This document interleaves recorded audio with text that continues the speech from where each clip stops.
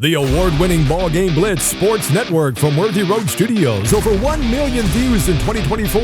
We're where you need to advertise. Subscribe to our Worthy Road Studios YouTube channel and join the over 5,500 subscribers watching local sports. Union University, Bethel College, South Gibson County, USJ, and TCA. Multi-camera broadcasts, slow motion instant replay, on-screen scoreboard and graphics, and professional announcers. Thanks to our sponsors who make it all possible. BallGame Blitz Sports Network from Worthy Road Studios, the premier sports broadcast network in West Tennessee.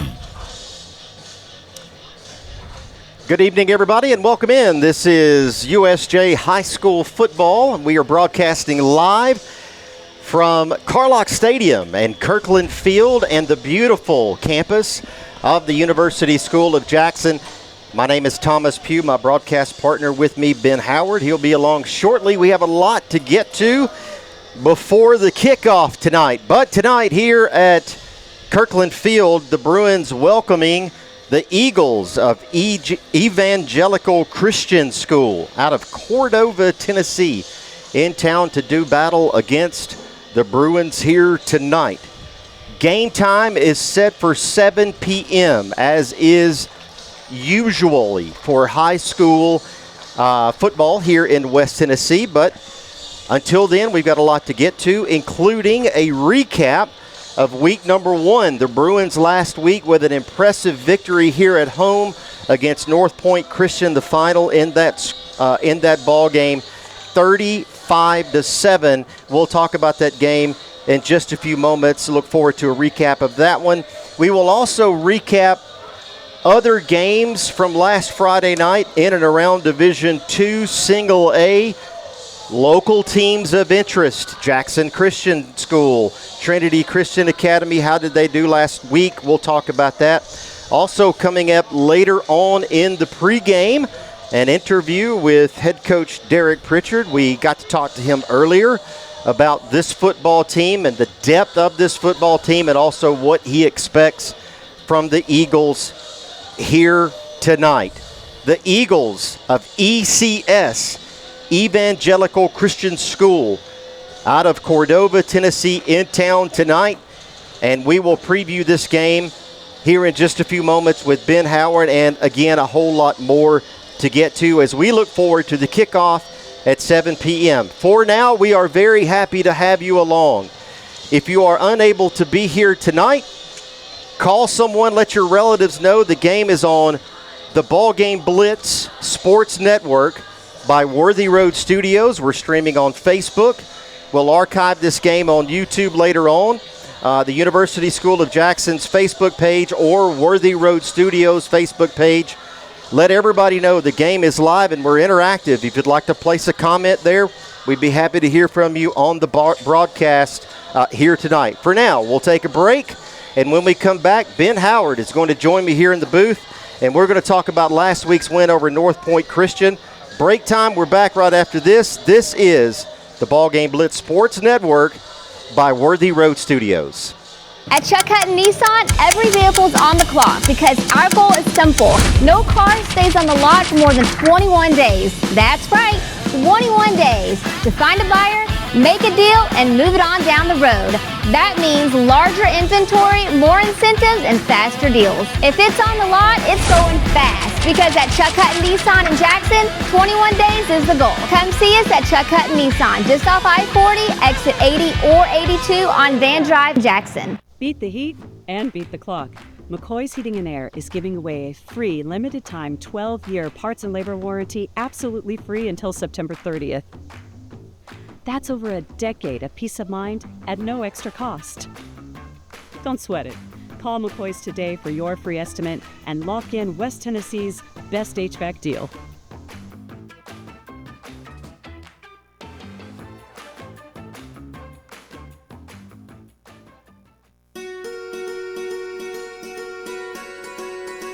Buying a home is a major milestone, and at the Bank of Jackson, we want to help you achieve it.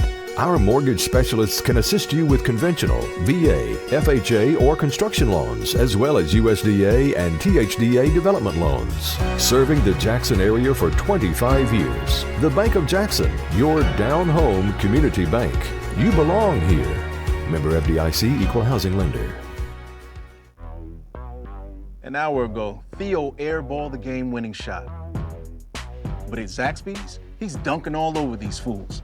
Zax sauce, bang. Tongue torch, boom. Hot honey mustard. My man's putting on a clinic. Welcome to Dunk City. And one, baby. Thanks, baby. Dude. Babe, dude. Who's got the sauce? Zaxby's. And we welcome you back here as we get ready for the kickoff tonight here from Carlock Stadium. USJ playing host to Evangelical Christian School. Week 2, game number 2, and the second game here at home. USJ coming off of an impressive win last week here at home against North Point Christian. The final score in that game, 35-7. My broadcast partner for the evening, Ben Howard, is along with me now. And Ben, as we look past to the game last week, a very impressive way to open the season for the Bruins.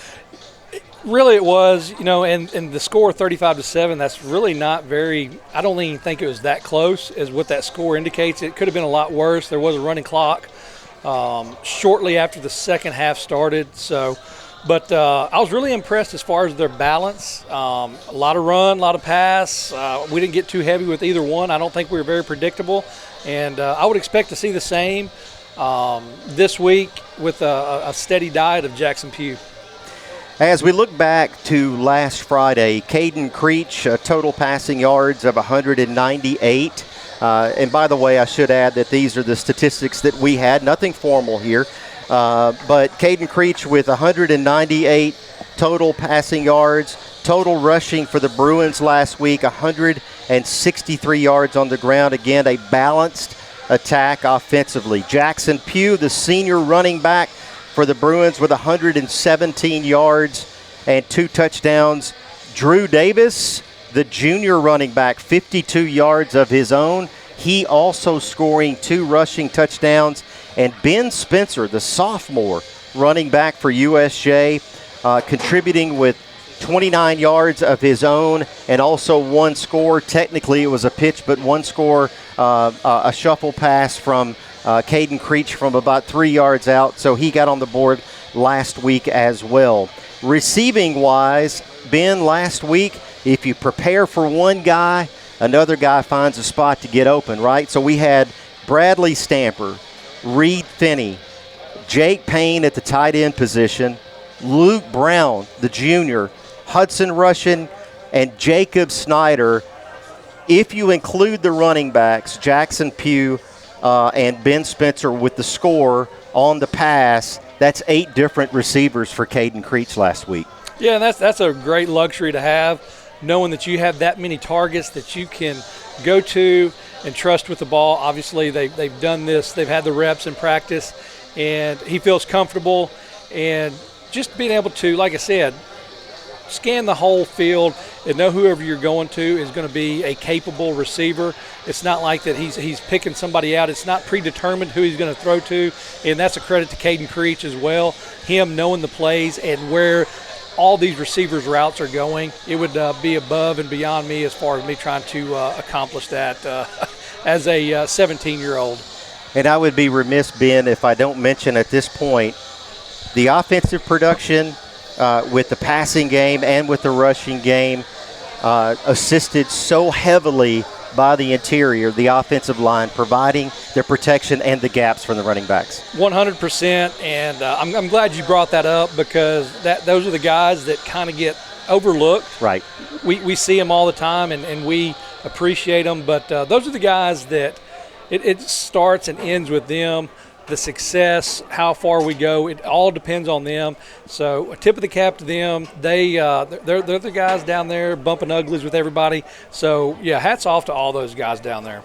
A couple of years ago, I remember a conversation I was having with Coach Pritchard when we were involved in Bears, and I said, if there's one thing that one piece of advice to give these young men, he says, when all else fails, find somebody on the opposite side of the ball wearing the opposite uniform and hit them very, very hard. Last week when you see, you go back and look at game footage and the running backs getting into open field. They're only able to do that because of linemen and receivers providing blocks downfield. Absolutely. We had a great luxury last year in those guys being replaced.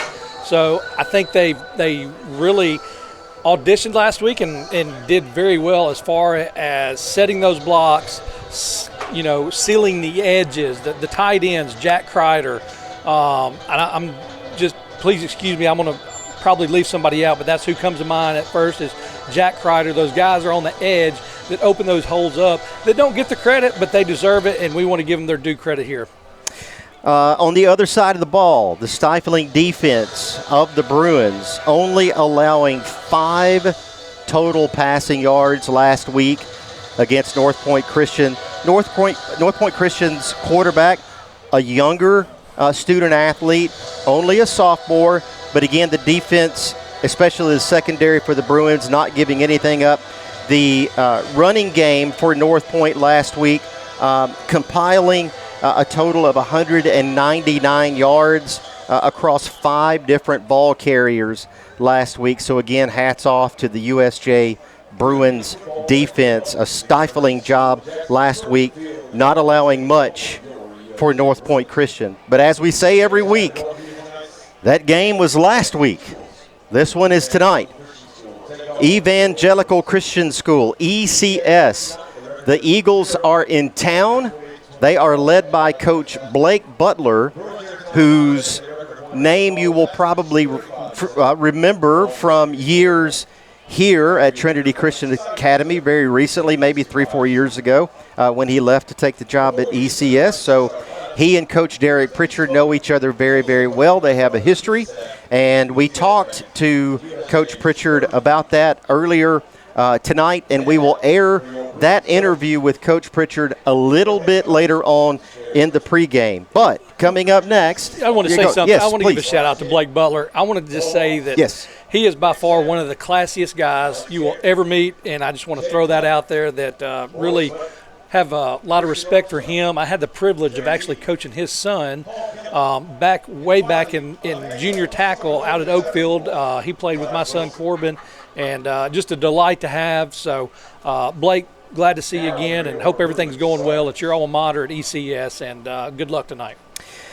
As we look forward to a break, when we come back, we will talk about last week's games in Division II Single A. How did those teams do last week?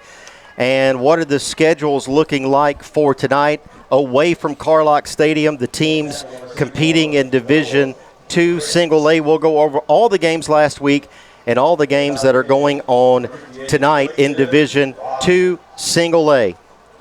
We'll take a break, and when we come back, the schedule, and we're back after this. This is the BallGame Blitz Sports Network by Worthy Road Studios. Have you ever thought about real estate investments or purchasing a home? Are you tired of dealing with the headaches of managing your real estate portfolio? Cornerstone Realty has you covered. We can advise you on anything real estate related. Your property, our priority. Cornerstone Realty and Property Management. Hi, I'm Cody Fitz with Fitscapes. Our business's focus is on building your dream yard at your dream home. When designing our backyards, we always like to start with our pool and patio areas first. Then we complement that with the landscaping, and we finish with the lawn for all of the outdoor entertaining needs. After installation is complete, we provide annual maintenance for all of your lawn care and landscaping needs. Fitscapes, let's build something beautiful. We would like to thank the following sponsors for supporting this broadcast. Jeremy Little, Shelter Insurance, 189 West University Parkway, Suite A, Jackson. Snyder Equipment, 1311 Lower Brownsville Road, Exit 74 on I-40. Do you want your smile to say it all? At Elite Dental Care, we'll make you and your family feel comfortable and secure with a variety of services and state-of-the-art care. We offer sedation dentistry that will make your time in the dental chair comfortable and relaxed. Come by and see our newly renovated and expanded office in Jackson, or one of our other convenient locations in Trenton or Dyersburg. Trust your smile with Elite Dental Care, and let your smile say it all.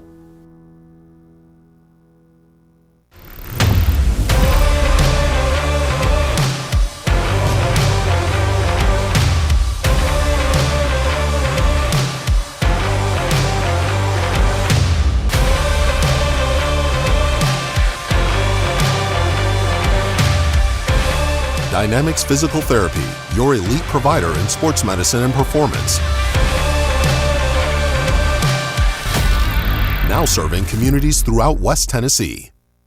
At FMY Orthodontics, we believe a beautiful, healthy smile is the key to boosting confidence and enhancing quality of life. Our team of highly skilled and compassionate orthodontic professionals is dedicated to providing personalized care in a welcoming, state-of-the-art environment. Whether you're looking for traditional braces, clear aligners, or other orthodontic solutions, we offer a variety of options to meet your needs. Our goal is to provide the most effective and efficient orthodontic treatment for every patient. Turn to the experts.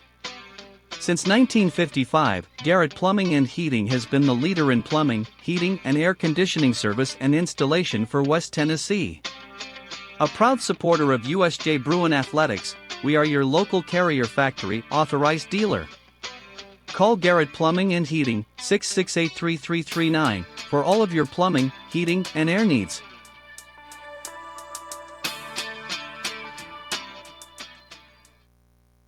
"12 years and zero worries." That's what you get with McCoy's Heating and Air's limited-time 12-year warranty offer. We're so confident in our Daikin systems, we're giving you 12 full years of parts and labor coverage absolutely free until September 30th. McCoy's Heating and Air, where quality meets confidence. Call today for your free proposal.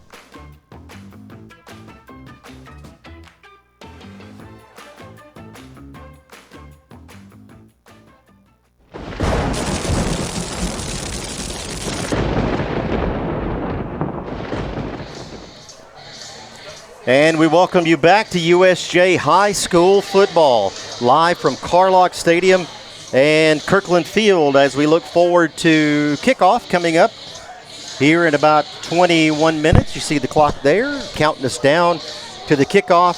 USJ versus ECS. The Eagles in town to do battle against the Bruins here tonight. And coming up in just a few moments, we will have the invocation here at the stadium locally, and we will also have the Bruins choir that will have the national anthem for us. And here in just a few moments, we're going to go over the injury report as we have it for this evening and let you know who kind of might be sidelined dealing with a few ailments for this evening. So that's coming up shortly here as well. For now, let's talk about the other scores from week one.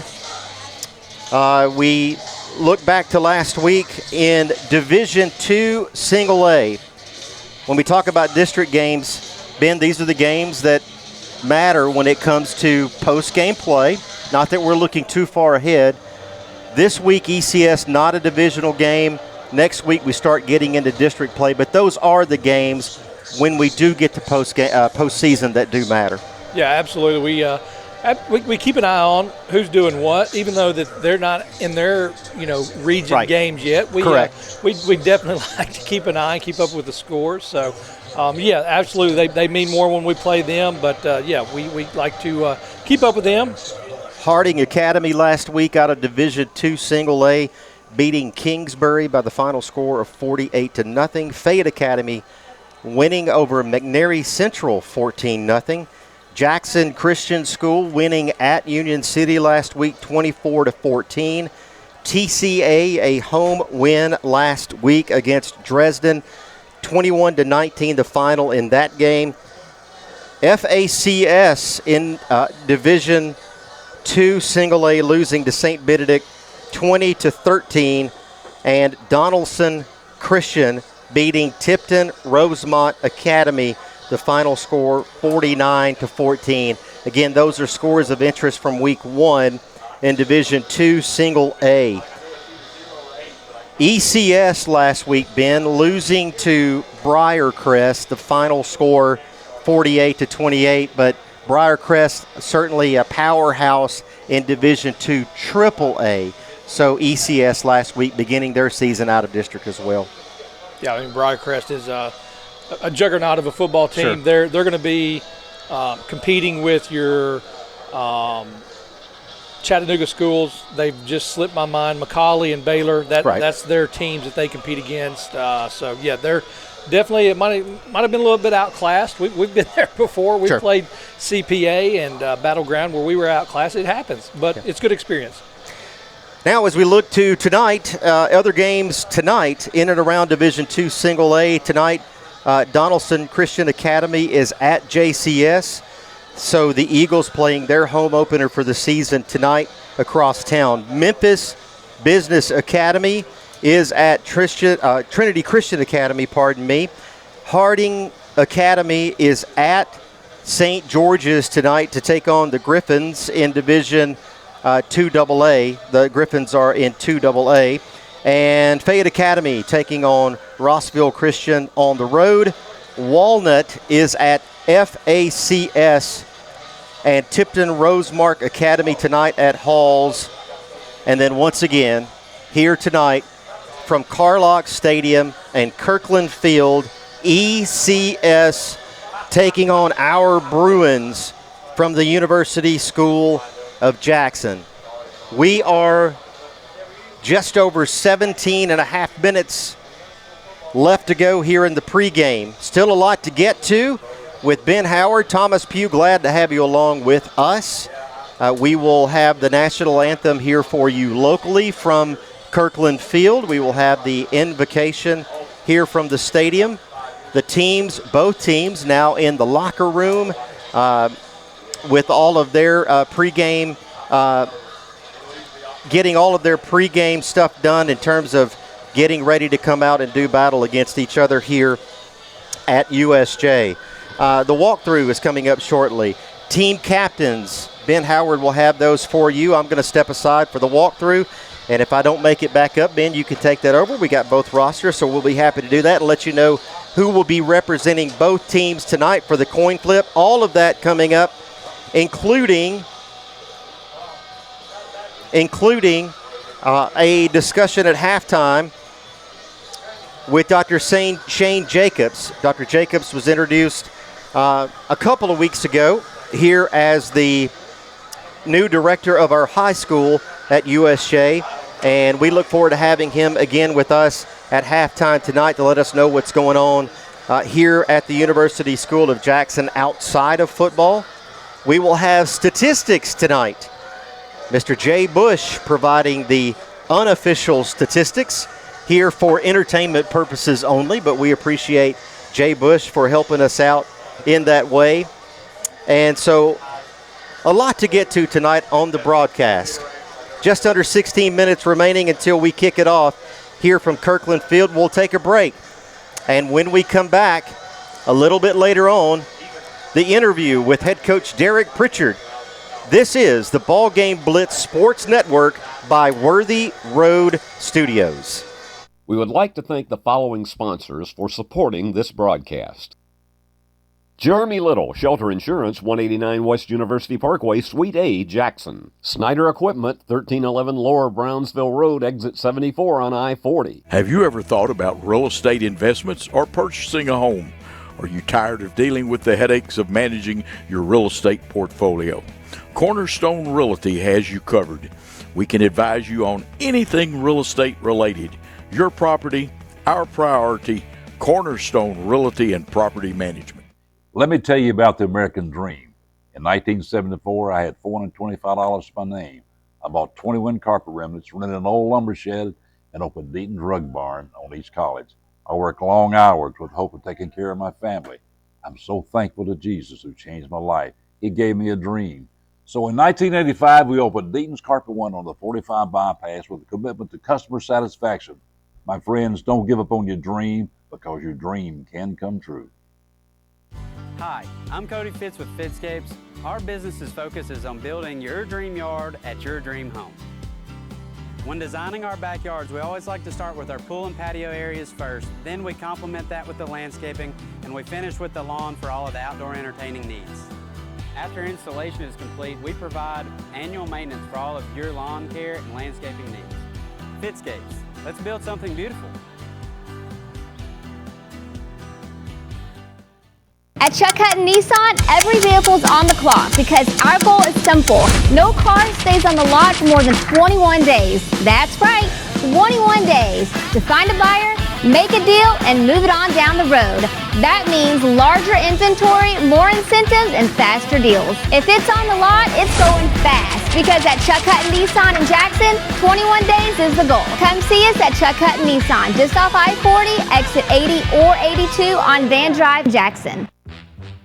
Beauty House Social, Jackson's premier blowout bar and full-service salon and med spa. From lashes and facials to cosmetic injections and lasers, we have it all. Let's be social. Does shelter insurance cover shiny red cars? Yeah. What about purple vans? Also, yes. Monster trucks? What's going on, son? From shiny red cars to purple minivans, you can count on Shelter's local agents to help you protect what matters most.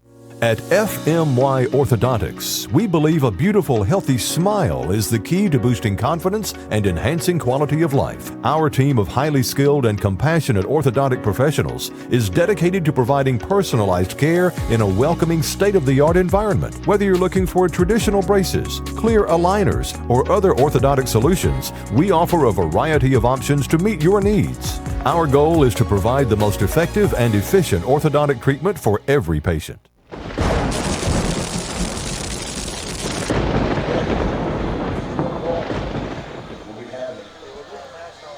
And we welcome you back here at Carlock Stadium and Kirkland Field as USJ gets set to host Evangelical Christian School. We'll have the national anthem from you here locally in just a few moments. Right now, an update on those dealing with injury. Ben, you and I were talking about it during the break. Jack Morris, the senior lineman, number 63 for the Bruins, out with an injured knee. Hopefully he's going to be back and ready next week is what the hope is there. So certainly we'll miss him out there tonight and wish him the best in that injury. Also, dealing with injury, Deuce Davenport. We mentioned him last week. Deuce, we are hoping for you, sir, to be back with us next week. That is the last report we got from him. And Deuce is dealing with a shoulder injury. Outside of that, Sam Kale, we continue to think of Sam dealing with foot injury and recently having surgery there. So he is at home with his family, and we say hello to them. Hopefully they are listening tonight, and we wish them the best. And anything else that we pick up on, Miss Tori, I have asked her, and she will be happy to oblige communicating with me anything that we need to know as far as injuries here during the ball game. And as we go along here during the broadcast, we will certainly pass those along to you. Other than that, fingers crossed, we wish for a win here tonight, but we want it in a way that's healthy for both teams, Ben. Yep, no doubt. And just looking over the rosters, too, we were talking about earlier that the ECS team looks like a fairly young team. I only counted 7 seniors, so a lot of underclassmen on that team. So, but, yeah, absolutely want everybody to come out healthy. So we have just over 10 minutes until the kickoff here from the University School of Jackson. And the players almost set to come out of the locker rooms. If you've never been a part of the Bruin Walk, it's a special thing here at USJ. The fans, the family members line up both sides of the walk coming out of the locker room to the field. The first ones to come out will be the captains for this ball game. Once they come out, Ben will let you know who those are for both teams. Right now, let's have the invocation here locally, followed by the national anthem, and we will be back.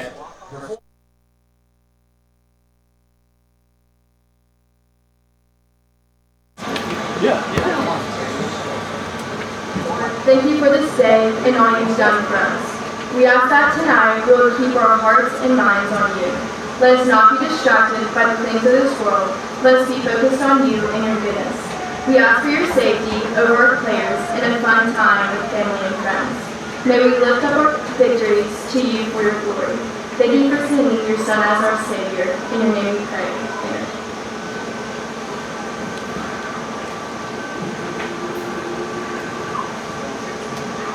Oh, say, can you say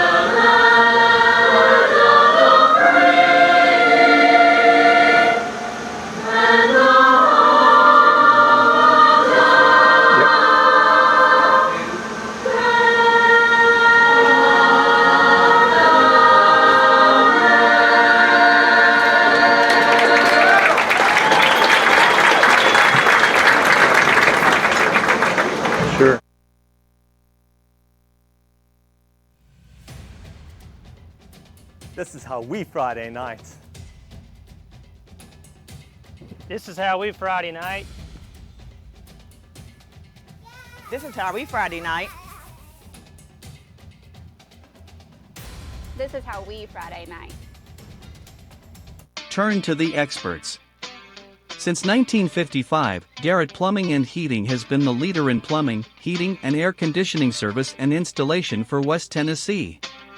A proud supporter of USJ Bruin Athletics, we are your local Carrier Factory authorized dealer. Call Garrett Plumbing and Heating 668-3339 for all of your plumbing, heating, and air needs.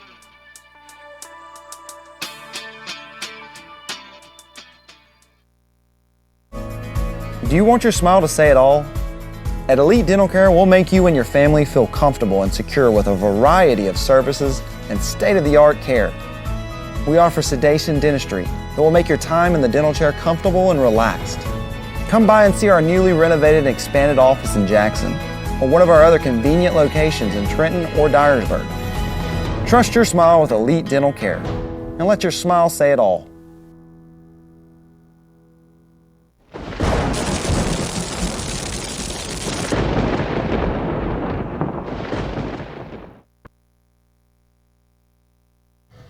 And we welcome you back. This is USJ High School football, and we are now joined by head coach Derek Pritchard. Coach Pritchard, a nice win to start the season last week. A lot of people contributing in all facets of the ball game, offensively, defensively, special teams. I know that game is behind you, but as you look forward to tonight, your thoughts about the depth of this football team? Yeah, it was really good last week to get a lot of guys playing time. I think that's a culmination of the work that we put in, the process we put in for the last 3 years, and kind of how we practice. Which is geared towards a lot of people being able to contribute on Friday night. We feel good about our number twos on our depth chart as good as we feel about our number ones, and we have no reservations about rolling a bunch of people guys. We got as many as 18 skill guys that can play for us on a Friday night, and as many as 9 linemen that can play. And so we're as deep as we've ever been here, as far as I know, and it's really excited to see a bunch of guys get out there and be able to contribute. Coach Blake Butler will be leading the troops on the other sideline tonight. He's a familiar face around these parts. What do you expect to see from him and his team tonight? They're going to be a well-coached football team. Blake and I we've been friends for about 15 years, and so I know that they're going to be well-coached. They got a really good assistants over there. They got an assistant that's won actually 2 state championships as a head coach, and so their offense is going to be very multiple, spread. They're going to push the ball down the field. They've got some guys that can really go when they get the ball in their hands. Defensively, they're going to be a 3-4. They're going to be very multiple in defense and bring pressure from a lot of different spots. We got to make sure that we block the right guy, get our hats on the right guy, and then when we have the opportunity to make a play. Good luck tonight, Coach. Thank you for your time. Thank you. That's Coach Derek Pritchard. We're back right after this. This is the BallGame Blitz Sports Network by Worthy Road Studios. An hour ago, Theo airballed the game-winning shot. But at Zaxby's, he's dunking all over these fools. Zax sauce, bang. Tongue torch, boom. Hot honey mustard. My man's putting on a clinic. Welcome to Dunk City. And one, baby. Thanks, baby. Dude. Babe, dude. Who's got the sauce? Zaxby's. Beat the heat and beat the clock. McCoy's Heating and Air is giving away a free limited-time 12-year parts and labor warranty absolutely free until September 30th. That's over a decade of peace of mind at no extra cost. Don't sweat it. Call McCoy's today for your free estimate and lock in West Tennessee's best HVAC deal.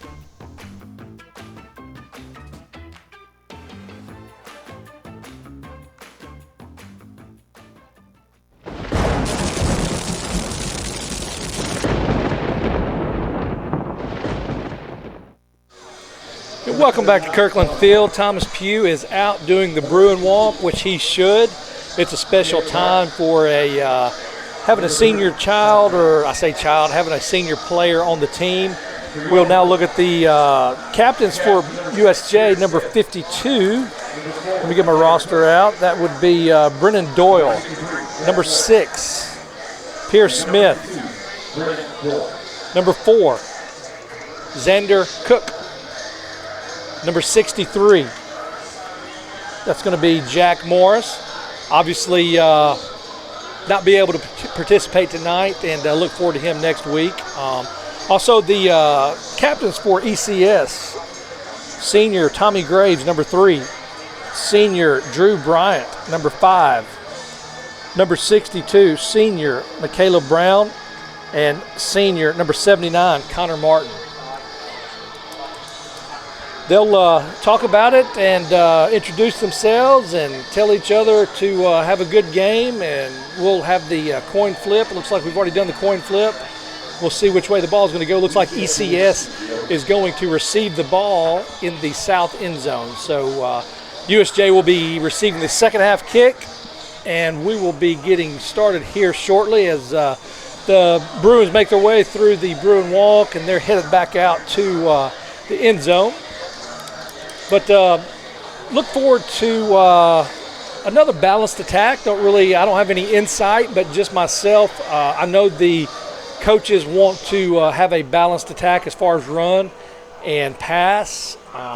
Don't know necessarily what they've worked on this week in practice. Like I said, I am not I'm not in the end, so I'm seeing what you're seeing for the first time. So, but yeah, I do expect a steady diet of Jackson Pugh after what he did last week, and let's wait for the Bruins to come out. They are fired up. Cheerleaders out there are ready to root them on. They will do their introduction with their flips and somersaults and fulls and lays and kicks and cartwheels.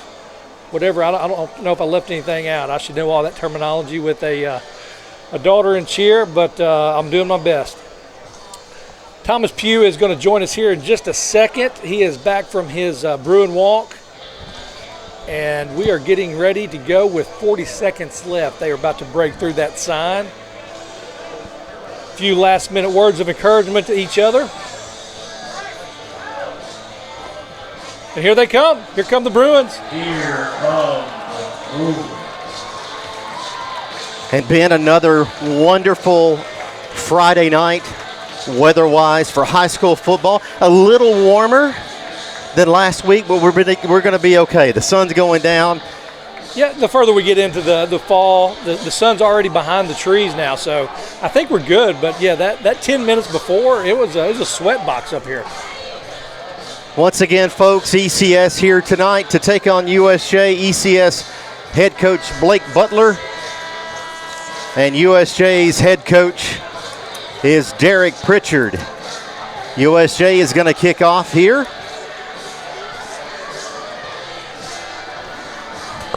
As we get set to start this football game. 12-minute quarters as is usual in high school football. We'll take a look at the ones that are back deep for the visiting Eagles, number 14 and number 5. Number 5 is Drew Bryant, the senior, and number 14 is Wright Author. Kicking off for USJ rather, is Drew English, set to start this one off, and we are underway. English sends this one about 6 yards deep into the end zone, and Ben, ECS will scrimmage from their own 20. Yeah, I don't know. I think they actually bring it out further, maybe the 25 or 30. But anyway, I was going to say that is a real weapon, not having to defend the kickoff. Being able to get in the end zone every time, that is truly a luxury to have. And so the I guess Shane you are right. Game. It will be the 20. It will be the 20. I shouldn't have questioned your intelligence.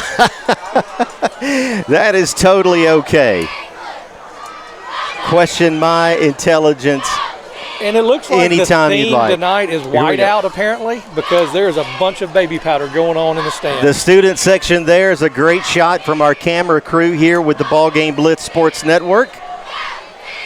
One back behind the quarterback, number 6. Here's the snap up the middle, and nothing there as the ball carrier is going to be brought down. The ECS offense being led by Luke Skinner, the junior quarterback. The handoff there to Drew Bryant, the running back. Great job by number 0 there. That's Whit Barnes that even though he was getting blocked, he made that play go back inside, which is what we want to do. Get it all inside where all the beef is and where we can get him down. ECS breaks the huddle with 2 wide to the left, 1 down low, single back. Here's the fake handoff. Quarterback's going to keep it. Yeah, and a flag is down on the play. Ben says it's a hold. Yeah, number 4, and I apologize, guys. I'll get these numbers and names. Xander Cook was held very obviously, so this is going to come back. And I don't know that they were necessarily, they didn't get much out of it.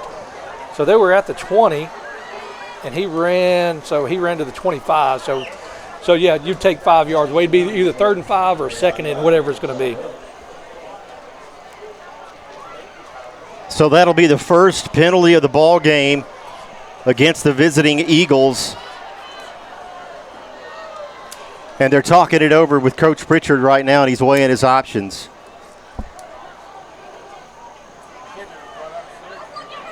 Coach Pritchard on the sideline as we get another look there of the student section and the whiteout here at Kirkland Field. And the cheerleaders on hand tonight. We appreciate them and the atmosphere that they provide here at these games.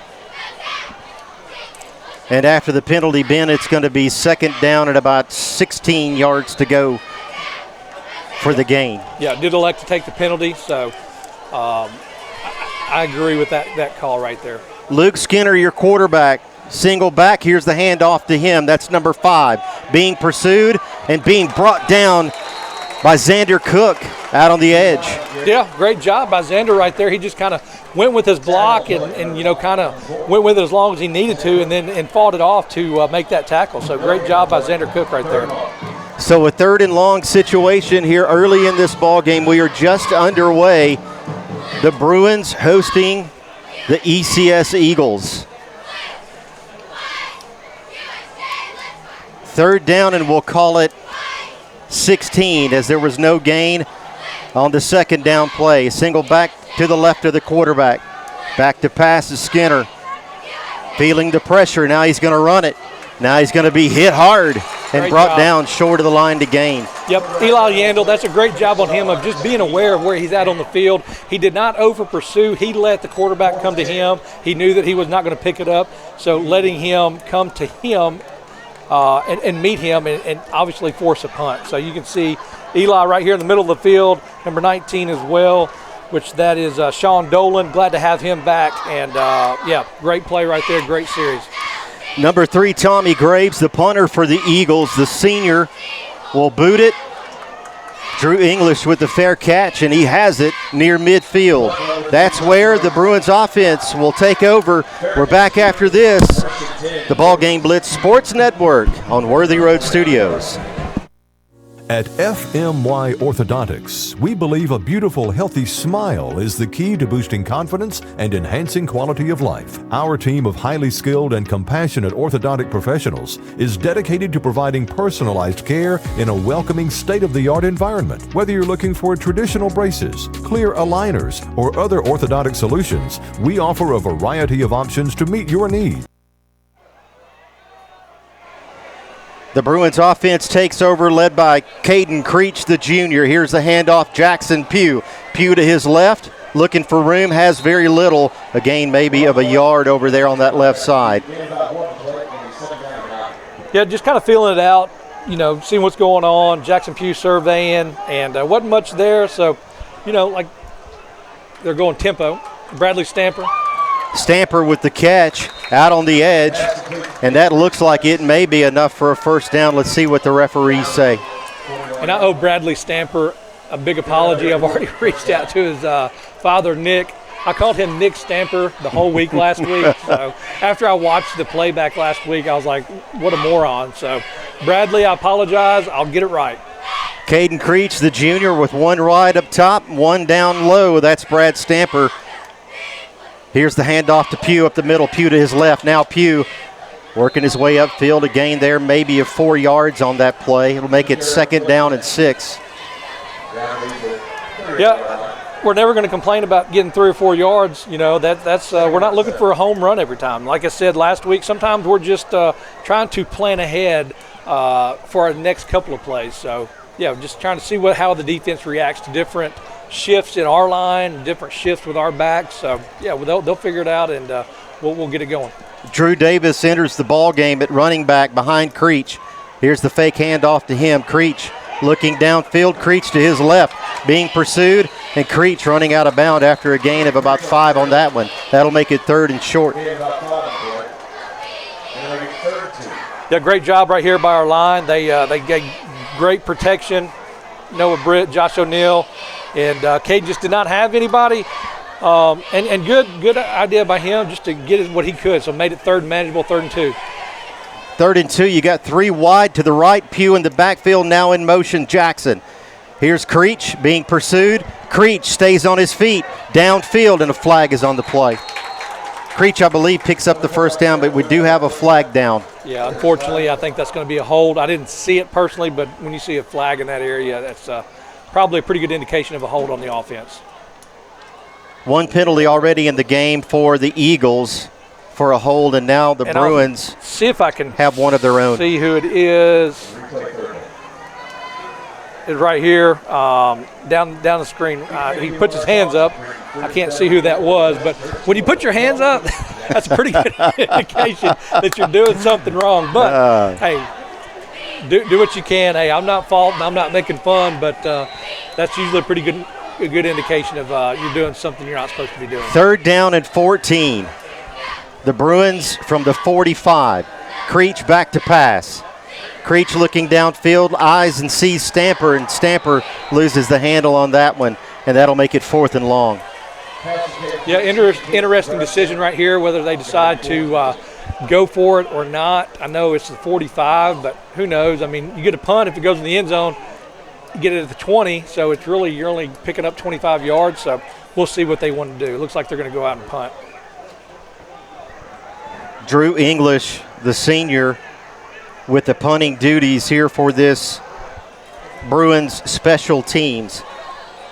On 4th and 14, ECS with 2 back to receive. We'll see if Drew can't make one check up right here.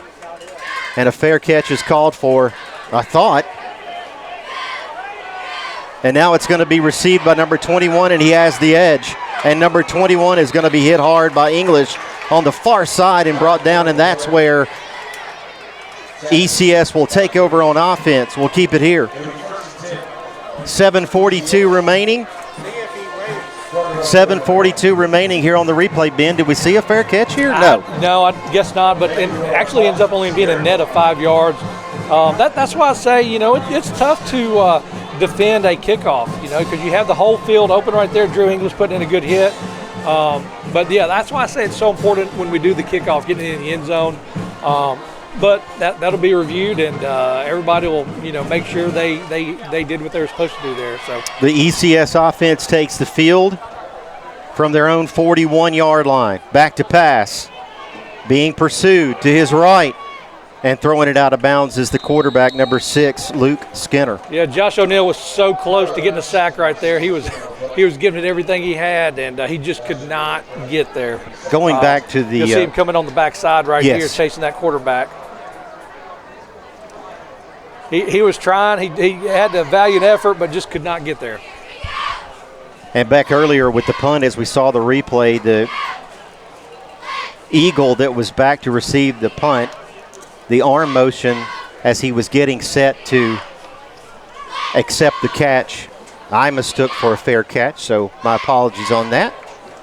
A perfectly legal play on his part, and now 2nd and 10 from the Eagle 41.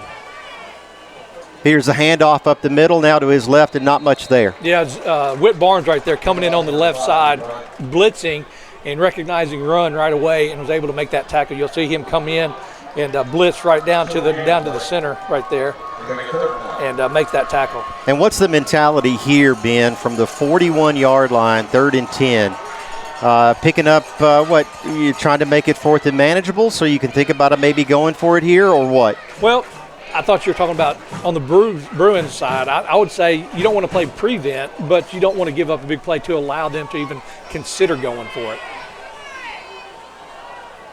2 wide this way. Here's a pass across the middle. That's going to be incomplete, and I would think that ECS here is going to punt, and they will. Yeah, great job right there on defense. Didn't get to the quarterback, but we had just enough pressure to make him get rid of that ball before he wanted to. resulting in an incomplete pass and us getting the ball back. I'd love to see Drew English right here get a chance to return the ball. We'll see how it goes. Tommy Graves, the senior punter, in for ECS. English back to accept. And English bobbles it for a second, but falls on it, and that they're going to get him for a roughing the kicker. Is where. So here's a flag on the play, and my question, Ben, if you know this, is it the personal foul? Right now they wave it off. Okay. So regardless. Yeah, I did see him. He actually, quote unquote, I'm doing my finger quotes right here. He ran into the kicker. Right. He did not rough him. So I don't even know what the rules are in high school because they differ from each level. Right. College. I didn't know if it was going to be a personal foul situation, or is there a 5-yard variety here that would have kept it at 4th down. Regardless, the Bruins have the ball in their own territory. We'll mark it at the 38-yard line. Pugh behind Creech. Here's the handoff to Pugh. Pugh finds a hole and gets downfield for a gain of about 4, maybe 5 on that play.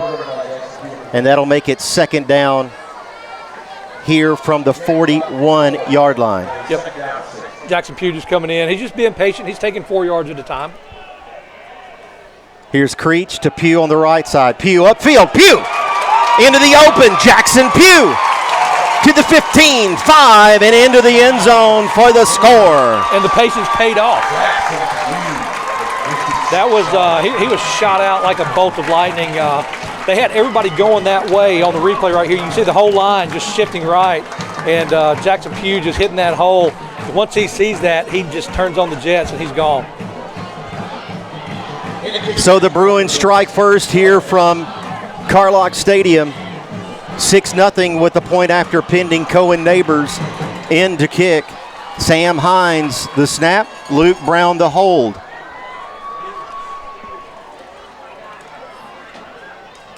Neighbors. And that one is through. So we'll take a break. And it's 7-0 Bruins early here from Carlock Stadium. We're back after this. The BallGame Blitz Sports Network by Worthy Road Studios. Have you ever thought about real estate investments or purchasing a home? Are you tired of dealing with the headaches of managing your real estate portfolio? Cornerstone Realty has you covered. We can advise you on anything real estate related. Your property, our priority. Cornerstone Realty and Property Management.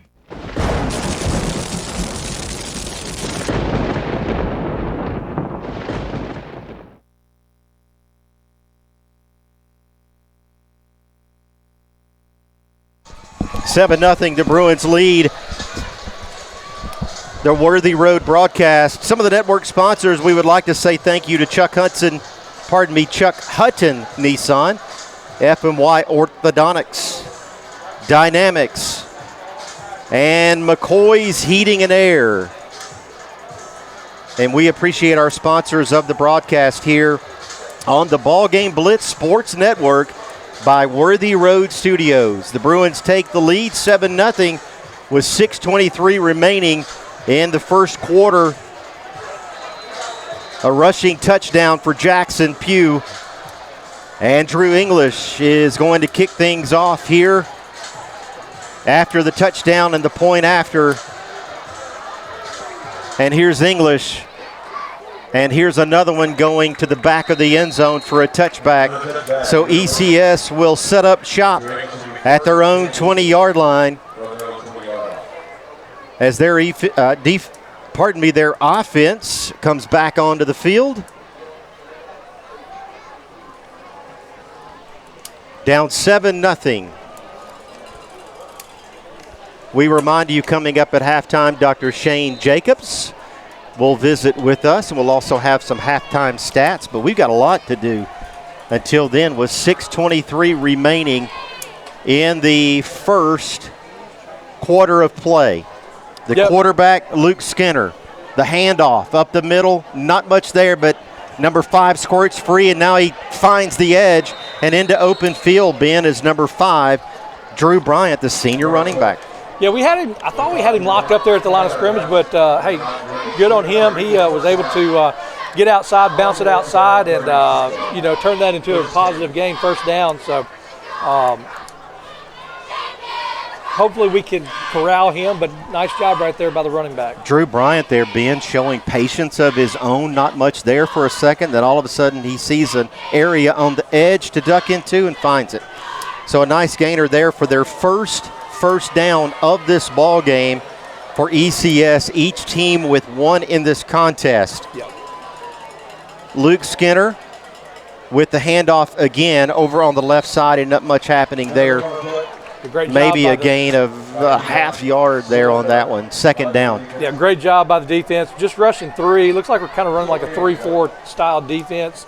And Barrett Shelton coming in on the end. So, yeah, I mean, obviously you can't stop every run. So that previous play where they get a couple of yards, sometimes you're going to get blocked. Sometimes they're going to get their assignments done. So Bruins right here able to catch their breath. A little break right here in the action.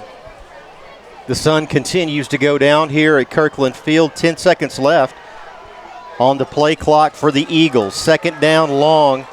A back to the left, too wide. Here's the look downfield from the quarterback, and that one is almost intercepted. Ben, Jacob Snyder and Brad Stamper sort of in the same area there, getting tangled up. Yeah, I think they actually, Bradley might have got, bumped onto Jacob. Jacob just playing center field right here.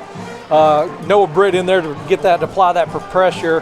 And, yeah, obviously they'd love to have that one back, but nonetheless it's 3rd and 10 with an opportunity to shut them down right here and get the ball back. 3rd down and long. You'd love a hold here for minimal gain, if any, to force another punt here in the first quarter of play. USJ leading this ball game 7-0 against ECS. The junior quarterback Skinner for ECS with 3 wide to the right, 1 up top. Single back. Here's a look downfield for Skinner, and that one is tipped out of play. Yeah, Whit Barnes, he'd love to have that one back. He just wasn't able to get his hands up quick enough, but he nearly had that. Barrett Shelton coming in to apply the pressure right here on the bottom side. See Whit Barnes right there puts his hands up and gets deflected as well by Jacob Snyder. Interesting thing, the first 2 punts, we've actually come after it where there's nobody to block. So it'd be interesting to see if we set up for a return. The first 2 punts we have not set up for a return. We've been actually trying to block it. We'll see what they do here. Tommy Graves, the senior punter. From the 36, Drew English back to receive, lets it go.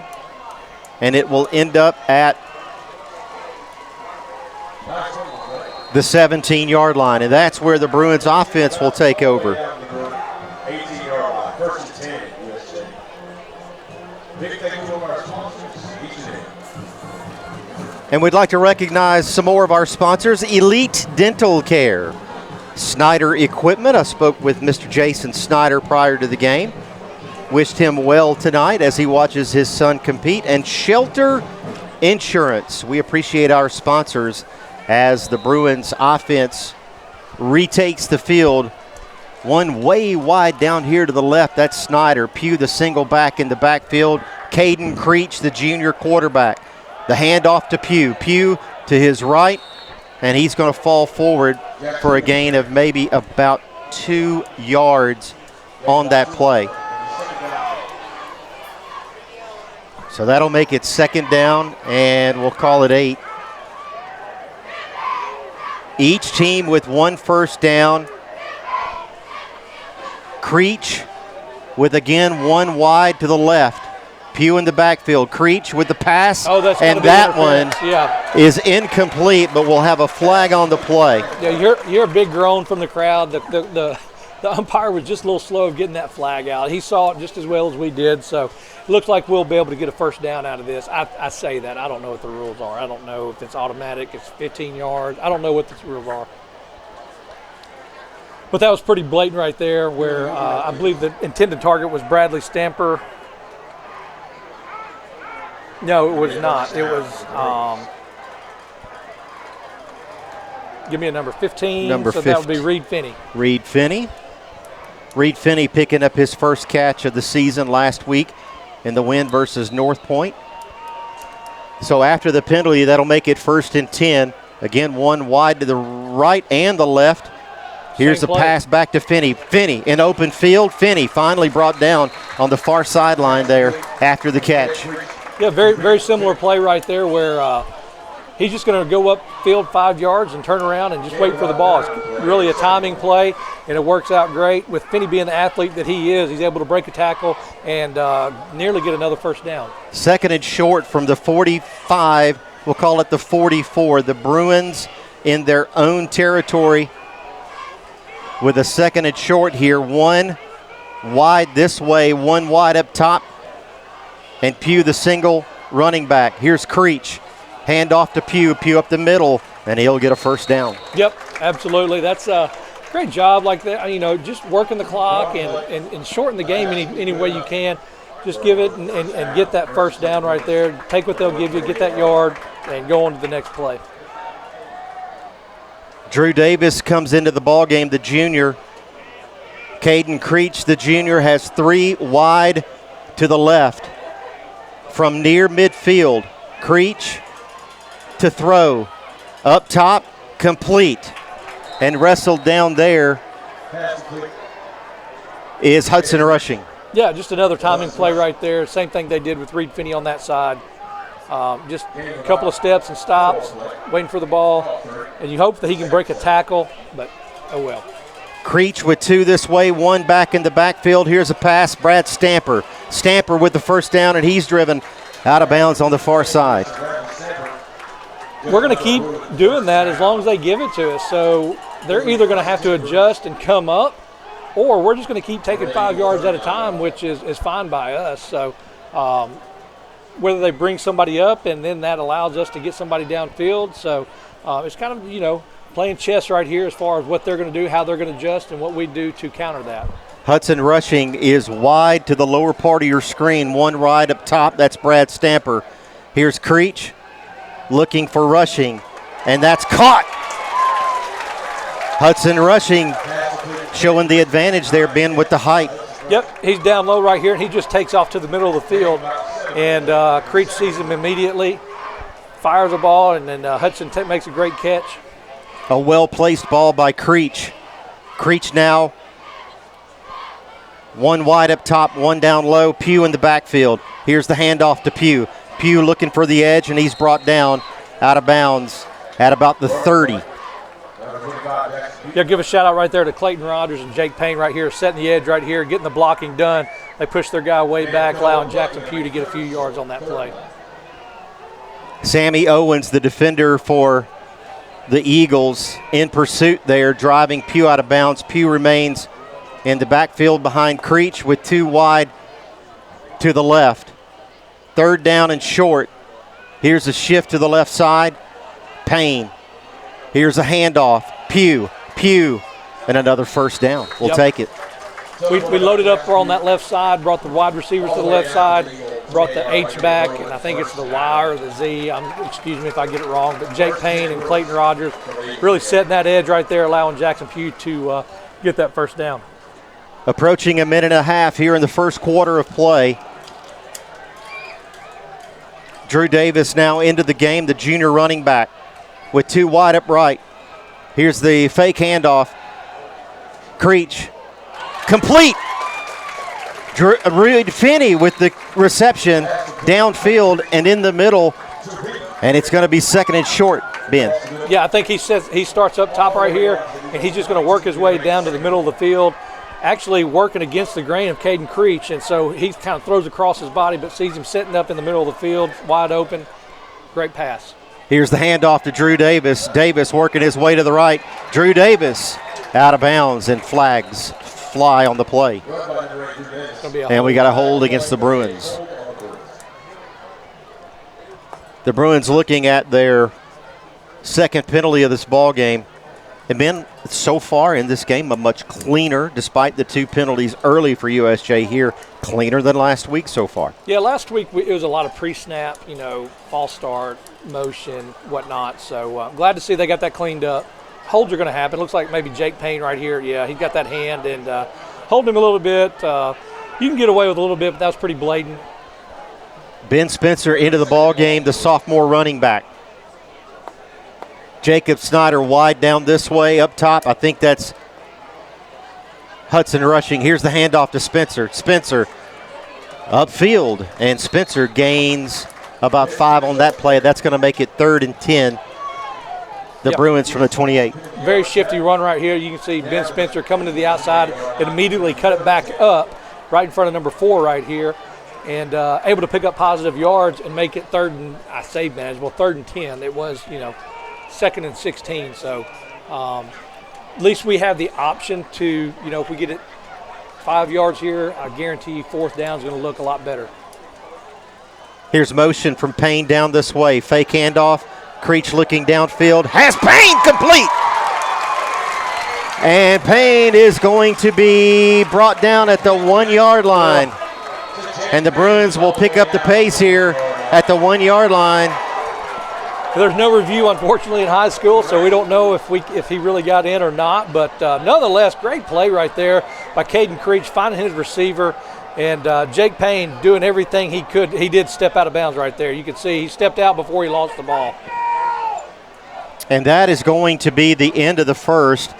Ben, I can't tell here if we have a flag on the play or if there's some confusion about possibly whether or not Payne fumbled the ball. I can't tell. Well, on that replay, I don't know if we can do the replay again, but his left foot steps out of bounds before he actually drops the ball. So let's take a look here. We got time. They're still discussing it. So just keep an eye on his left foot as we're going down the field. Right there. Ball, he steps out, then the ball comes out. So they got to see that, but obviously we don't have the luxury of replay. The officials don't, we do. But his foot did step out before he lost the ball.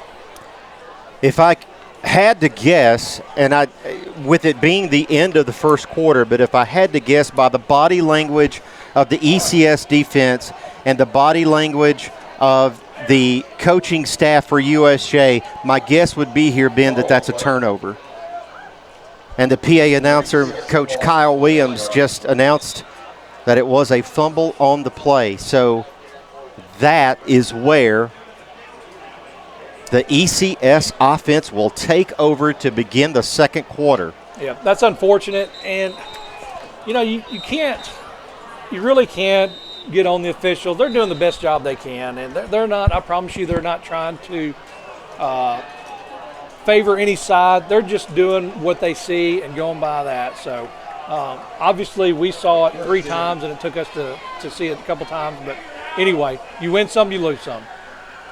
Luke Skinner will lead his offense here deep in their own territory. Behind him, the running back, Drew Bryant. Here's the handoff to Bryant. Bryant to his right, looking for room, and he has it. Bryant upfield, and he's going to get a first down. And thinking back on that play, I really think Jake Payne was trying to reach out for the end zone is why he lost that ball.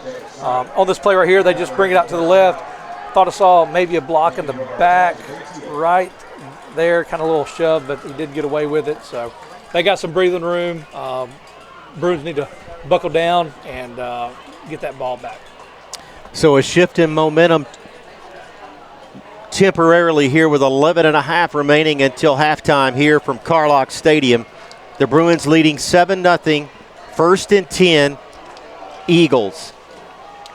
Here's the handoff, looking for room on the left side, and upfield and finally brought down is the running back, Drew Bryant. Yeah, it looks like Barrett Shelton had him initially. He's right here, number 50. Just could not get, just too slick, I'm sure. Just being wet, sweaty, and whatnot, just could not get a grip on him. Hey, that's why we don't put the replay up there. And that'll make it 2nd down and about 6 or maybe 7 here, as ECS breaks the huddle with 2 wide to the left, 1 up top. Empty backfield for the quarterback, 3 wide to the left. Here's a pass, and brought down immediately with a nice tackle for Brad Stamper. Yeah, great observation and just intellect by him, sniffing out that play. He knew what was going on. He could see the block happening immediately, and he just went ahead and got upfield and took him down for a loss of about 4. So that'll make it 3rd down and 13. The Bruins needing a hold here to force a punt to get the ball back after turning it over at about the 3-yard line.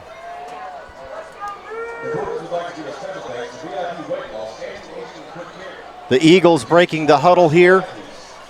The ball spotted at about the 18. Back to pass is the quarterback, and he is dropped. You got to give credit right here to the defensive backfield for the Bruins. Nobody there for him to throw to, and the line just collapsing that pocket and getting to him and getting a sack. I want to see a number. I can't really see who it was. I'm trying to get it on the replay, but could not do that. But I'm sure it's the usual suspect: Carson Moore, Josh O'Neal, Barrett Shelton, all of those involved. So they'll get a punt here. Let's see if they elect for a return or going after it. They did go after it. Looks like good punt, fair catch. English fair catches the football, and the Bruins will set up shop at the Eagles' 43-yard line, and that is where the Bruins offense will take over. 7-0 in this ball game. The Bruins driving on their last possession all the way down to the 3-yard line. The pass complete from Creech to Jake Payne, and Payne, as we saw it, going out of bounds before the ball fumbled. The ref saw it a different way, and it's counted as a turnover. Only one in this contest so far, and that was it. Snyder, Stamper, down low. Pugh in the backfield. Here's Creech. Creech back to pass. Creech downfield, and that one is juggled and out of bounds, incomplete. Yeah, it looks like Stamper actually did catch it, just I don't think he got a foot in bounds, but great effort right there. 8 minutes and 49 seconds remaining in the first half of play. Excuse me, Ben. No, you're good. I was going to compliment Caden Creech on his strong arm right there. Just on the run right there to put that on the line to a receiver. That's pretty impressive. Creech has Finney and Luke Brown up top, wide. One wide to his right, Pugh in the backfield. Here's Snyder in motion. Here's the pass to Pugh. Pugh in the flat. Pugh to the 30, the 20, the 10.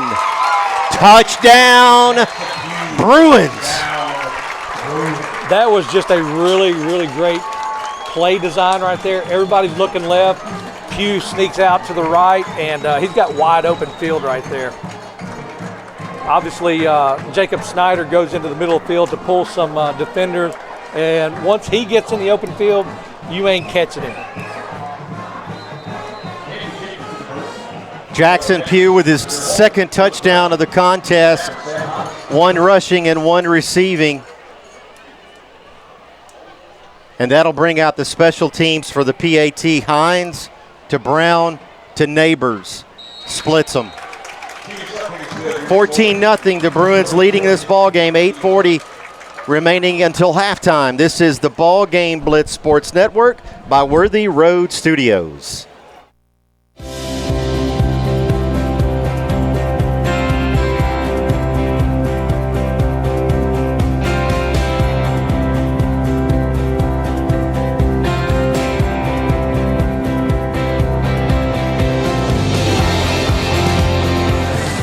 At Dynamics Physical Therapy, we help our clients get back to doing what they love. Dynamics is now serving communities throughout West Tennessee.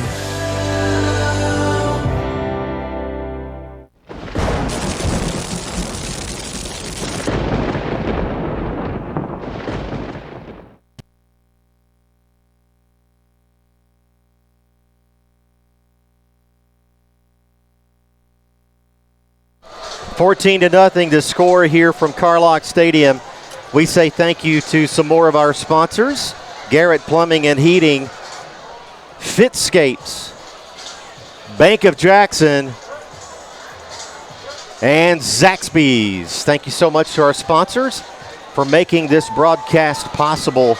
The Bruins leading with 8:40 until halftime. Coming at the halftime, we'll have halftime statistics.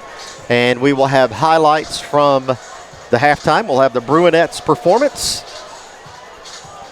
And we'll have Dr. Shane Jacobs as Drew English kicks off. And this one is returnable, Ben. No.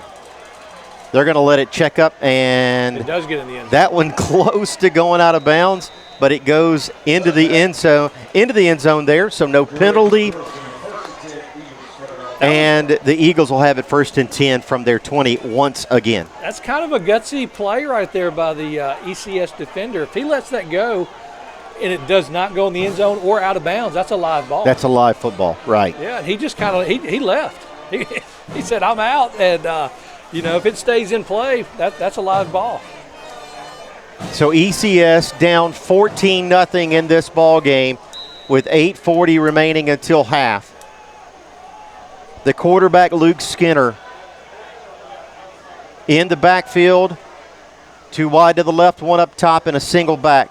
Here's the handoff, and nothing happening there.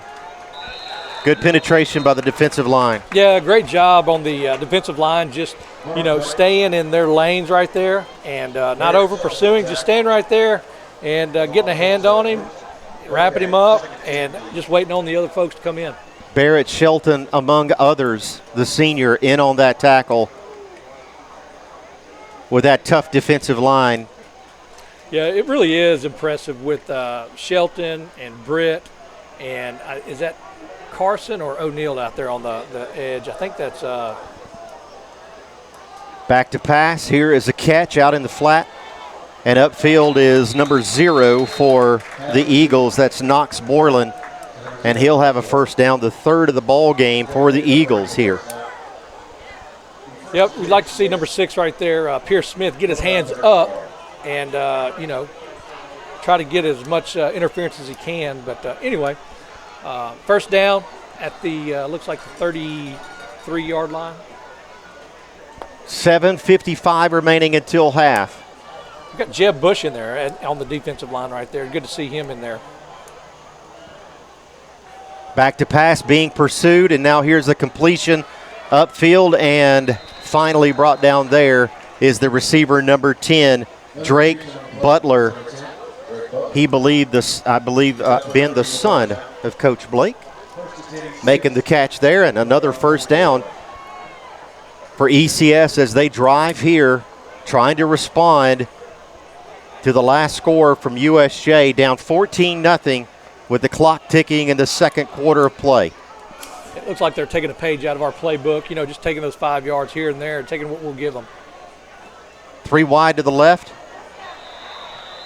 And there's going to be a penalty there as the Bruins defense will be guilty of encroachment here. That'll make it first down and 5. The 3rd penalty in the game for the Bruins. 1st and 5 right at midfield. The Eagles looking to penetrate Bruin territory, down 14-0 in this ball game. The clock continuing to run. 3 wide to the left. Skinner, your quarterback. Drew Bryant, the back in the backfield. Here's the handoff to him. Bryant is going to be brought down after a gain of 1. Yeah, and I think that was that was Josh O'Neill right there, able to fight off a block right there and bring the runner down. Holding on for dear life. O'Neill comes off momentarily. This deep Bruins team, Ben, Coach Derek Pritchard talking about it pre-game. So many people contributing last week in that victory over North Point, and the same here tonight. At midfield, 3 wide to the left. Skinner, your quarterback. Back to pass. Downfield. Caught. Stamper making a play on it, Ben, but that ball caught by Drake Butler. Yeah, it looks like they tried to make a play on the ball and just weren't able to get there.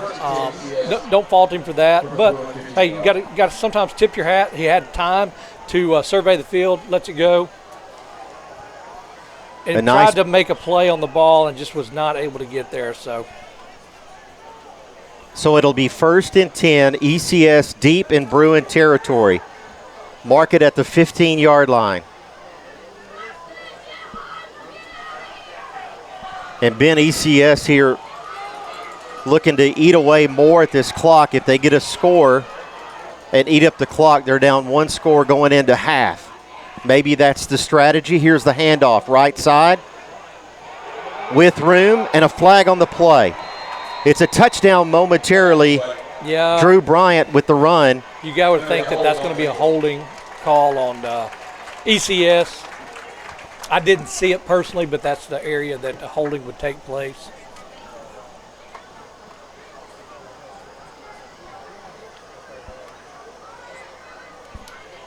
So each team in this ball game with 3 penalties apiece.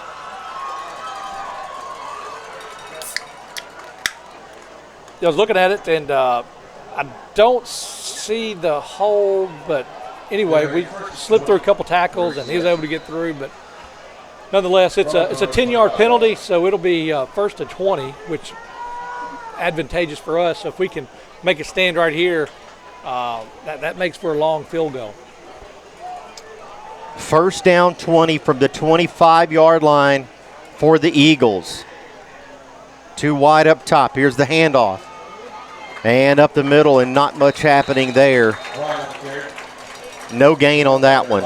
The running back, Bryant, with the carry for the Eagles. Looks like Barrett Shelton in on that tackle right there, seeing him getting up. Looks like we've got 4 on the line now. I'm not sure what constitutes that change, but we got 4 where we had 3 earlier. Got big Noah Britt in there. Clayton Glover, new kid to USJ. Hope he's getting accustomed to USJ. We welcome him and his family. Barrett Shelton and Josh O'Neal. ECS with 2 wide to the left. Back to pass, and that one incomplete. And that'll stop the clock with 4:21 remaining in the half, and it'll be 3rd and long. I believe number 10, he just saw some open field and tried to turn his head and get up that field before he caught the ball, and just wasn't able to complete that catch. That was Drake Butler. And Whit Barnes closing in quickly.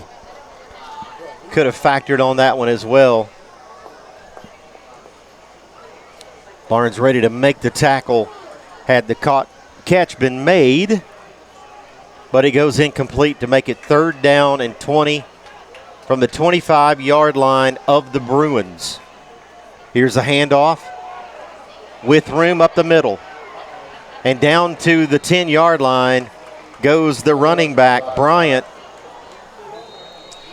And he's going to be brought down, and he gets up slowly there, Ben. Yeah, big decision right here for ECS. What do? You kick the field goal, and I'm not going to say they're sure points, but you either do that or you go for it. So it's kind of a decision time right here. It's a big play. Could be pivotal in the outcome of this game.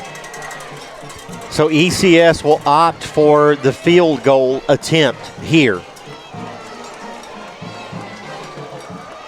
And it'll be from the 18-yard line, so in total distance, an attempt of 28 yards for number 3, Graves. And the kick is good. So the 28-yard field goal is good, and it's 14-3 here at Carlock Stadium. The Bruins lead it, and we're back after this. The BallGame Blitz Sports Network by Worthy Road Studios. Hi, I'm Cody Fitz with Fitscapes. Our business's focus is on building your dream yard at your dream home. When designing our backyards, we always like to start with our pool and patio areas first, then we complement that with the landscaping, and we finish with the lawn for all of the outdoor entertaining needs. After installation is complete, we provide annual maintenance for all of your lawn care and landscaping needs. Fitscapes.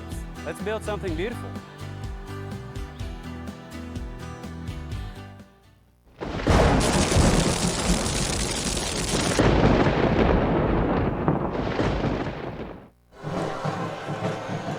Three minutes and 48 seconds remaining, 3:47. Check that until halftime. This broadcast being brought to you by Jones Chevrolet, Cornerstone Realty, BH Social, and Kaufman's.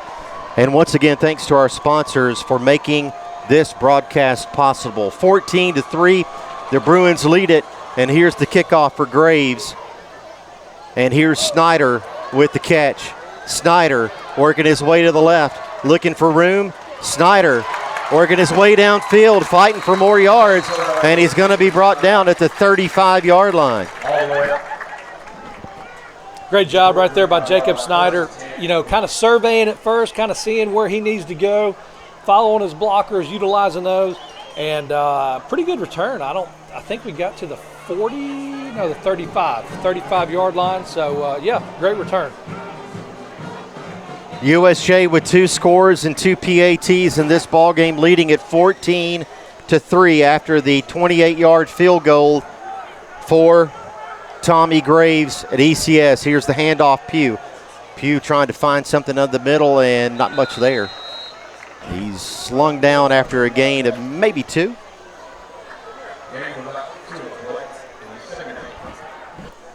Yeah, it might just be, you know, kind of filling out and setting the tone a little bit, getting up the middle, get as much as you can.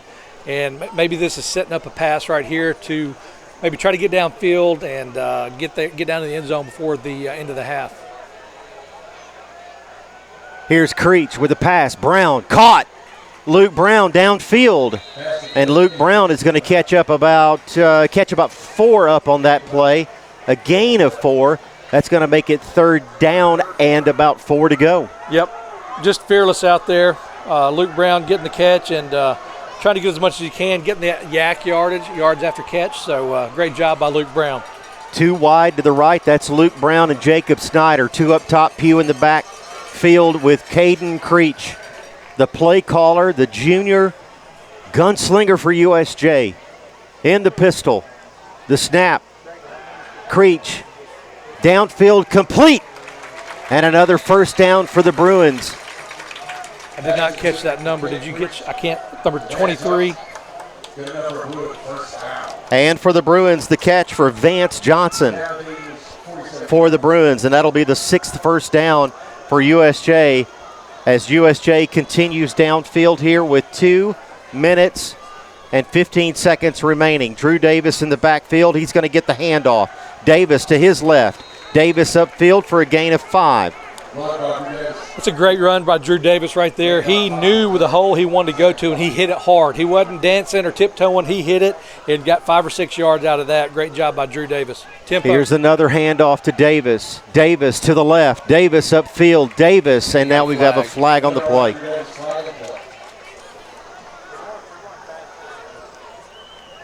Drew Davis, impressive last week in the home opener, the season opener. 2 touchdowns and 56 yards of his own in that ball game. He comes off here. Pugh back in the backfield. After the penalty, we'll see where we are. A penalty of 10 yards on the play after the hold. And that's going to make it 2nd down and about 20 on the play. 19 maybe.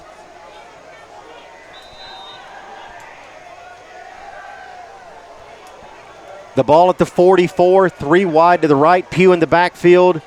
Caden Creech, your quarterback. 1 up top is wide.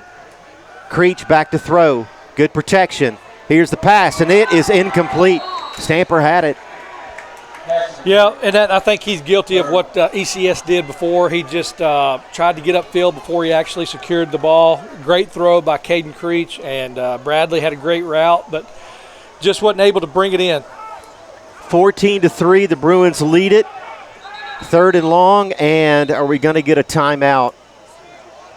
We are. Timeout on the field, and we'll take it with them. This is the BallGame Blitz Sports Network by Worthy Road Studios.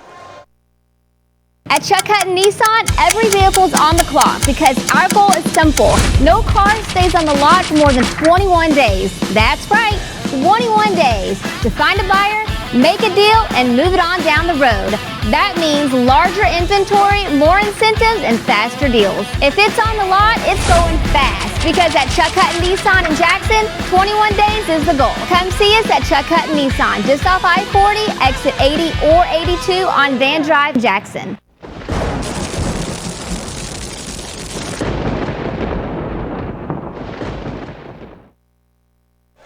1 minute and 30 seconds remaining in the first half. The Bruins with the football. That's the good news. The bad news is they got a long way to go to pick up a first down. Here on third down, we've got 3 wide to the right, 1 up top. Jackson Pugh in the backfield behind Caden Creech. And movement there on the left side of the defensive line. So, yes, we will get 5 back here before the snap. And just want to point out as well that we will receive the second half kick. So the more time we can take off this clock, the better it's going to be for the Bruins. Obviously, we want to punch it in for any kind of score. But if we were able to get another first down, that would be huge to kind of milk the clock. Here's a pass downfield, Finney. Upfield, Finney looking for room. Finney got it! Into the open field. Touchdown, Bruins. Reed Finney. Boys, all you got to say is athlete right there. Reed Finney is the athlete. He just followed his blocks and was not going to be denied. Creech fires it out to him. I mean, there's 2-3 guys out there, and Andrew Simeon coming in for the block, and once Reed gets upfield, you ain't going to get him. That makes it a lead of 20-3 with the point after pending. And you know he is super excited. First touchdown right there. Hines, Brown, Neighbors. Splits them. I want to say hello to Rick Neely, Reed Finney's grandfather, which I know he's at home watching this. Hope Rick is doing very well, and congratulations on that touchdown. That was awesome. Well done, Reed Finney. 21-0. A quick break here on the network, and we're back after this. The BallGame Blitz Sports Network by Worthy Road Studios. Turn to the experts. Since 1955, Garrett Plumbing and Heating has been the leader in plumbing, heating, and air conditioning service and installation for West Tennessee. A proud supporter of USJ Bruin Athletics, we are your local Carrier Factory authorized dealer. Call Garrett Plumbing and Heating, 668-3339, for all of your plumbing, heating, and air needs.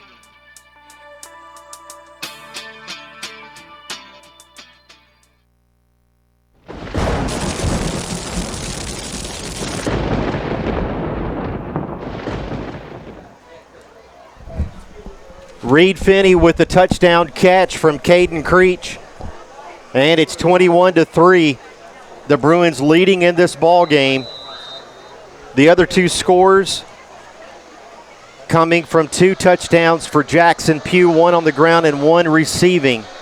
Caden Creech with 2 touchdown passes in this ball game. We'll have stats for you at halftime coming up in about 1:19. Here's the kick. This one is going to be brought out of the end zone, and the tackle there for Ben Spencer. And Ben there for a second. We'll see if we can get a replay here. If not, guys, that's okay, but we'll see if we have one.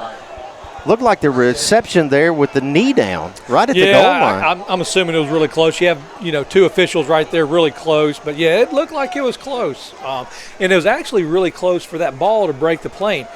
If it breaks the plane at any point, that's a touchback. You don't have the option to bring it out of the end zone. Once it gets in there, it's done. So from the 18-yard line, the Eagles offense deep in their own territory will scrimmage. They find themselves down 21-3.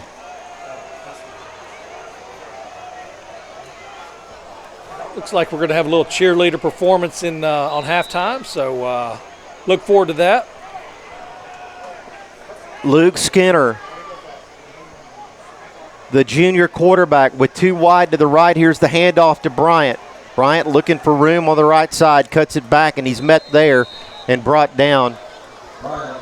Both teams with 2 timeouts remaining in the first half. Yeah, great job right here on a defender, just sealing that edge right there. I can't get a number right here. He's getting blocked, but he makes sure that comes back inside. That's Whit Barnes out there. Yeah. Just being a disciplined, just doing his job, which is, very, very important in this sport. If you just do your job, good things are going to happen. And sometimes, Ben, you're doing a job you don't think you're intended to do on a play like that, making the runner cut back inside. Whit Barnes there doing a nice job. Here's a handoff to the Looks left like a hold side, right there on cutting Eli. upfield, and yes, a flag on the play. Yep. Eli could have got there, but it's tough to do when somebody's tugging on the back of your jersey. Yeah, again, sometimes, Ben, if you're on the defensive side, sometimes even on the offensive side, the job you may be doing may be the one that you don't think you're trying to do, right? Absolutely. That's why it's a great team sport. You know, everybody has a purpose. So, actually, that was number 4. Was that? So that was Xander Cook. I'm sorry. Xander Cook that was getting held. So another penalty, and that's 5 for ECS. And we got 24 seconds. We have 3 timeouts. The clock is going now. They're not going to be in any hurry. They're going to run this out. I don't know. This will probably be the last play of the half. 21-3, the Bruins lead. Here's the handoff to Bryant. Bryant upfield. Bryant looking for room, and he has it. Bryant is going to be brought down at the 33-yard line, and that'll be another first down. And clock stops for the first down, so there will be another play. Drew English right here. He's coming up, and he's looking at his chops right here, just waiting to lay a hit, and he does, as usual.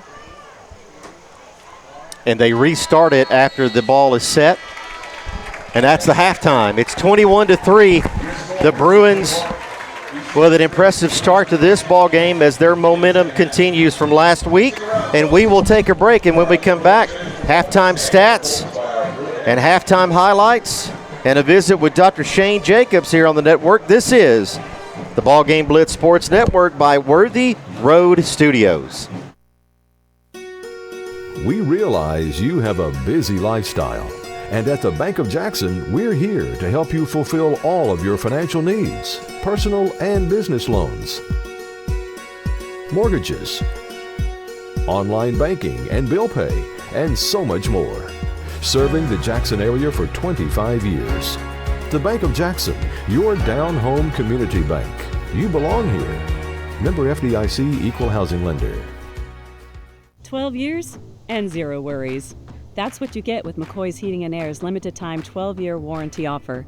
We're so confident in our Daikin systems, we're giving you 12 full years of parts and labor coverage absolutely free until September 30th. McCoy's Heating and Air, where quality meets confidence. Call today for your free proposal.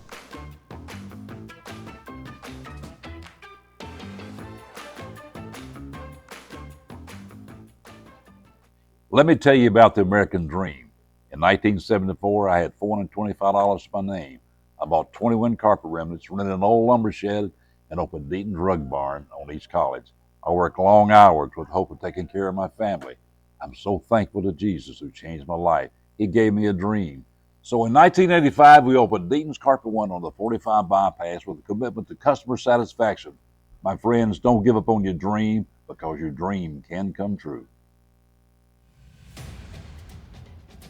This is how we Friday night.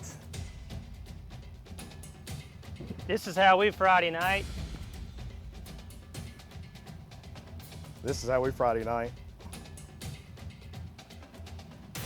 This is how we Friday night. Beauty House Social. Jackson's premier blowout bar and full-service salon and med spa. From lashes and facials to cosmetic injections and lasers, we have it all. Let's be social. We would like to thank the following sponsors for supporting this broadcast. Jeremy Little, Shelter Insurance, 189 West University Parkway, Suite A, Jackson. Snyder Equipment, 1311 Lower Brownsville Road, Exit 74 on I-40. An hour ago, Theo airballed the game-winning shot. But at Zaxby's, he's dunking all over these fools. Zax sauce, bang. Tongue torch, boom.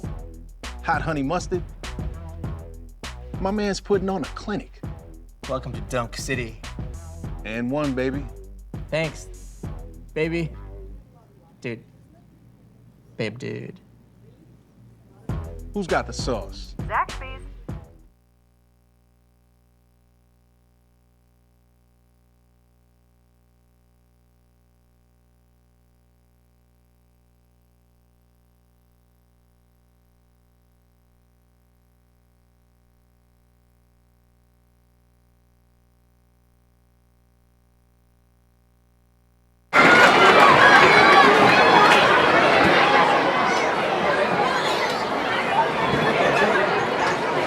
Now taking the field are our junior kindergarten and first grade Little Bruin cheerleaders.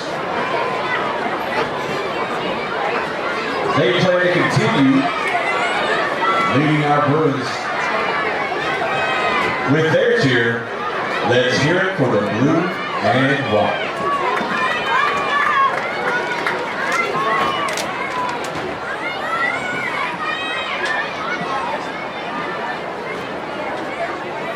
Oh, I see that.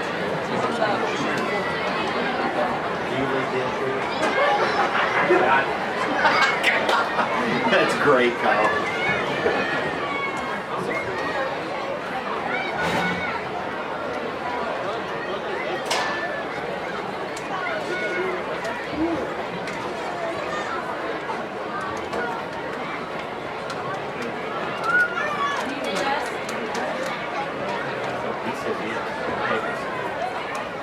It's okay.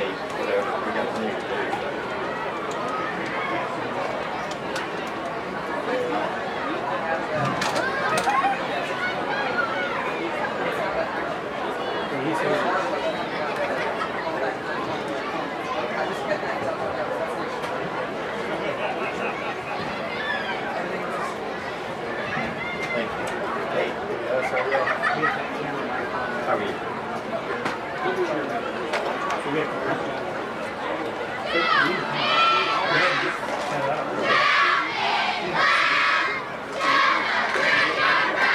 Do we want to break after this? Yeah, we can. I mean, I think that's after this, and then we come back.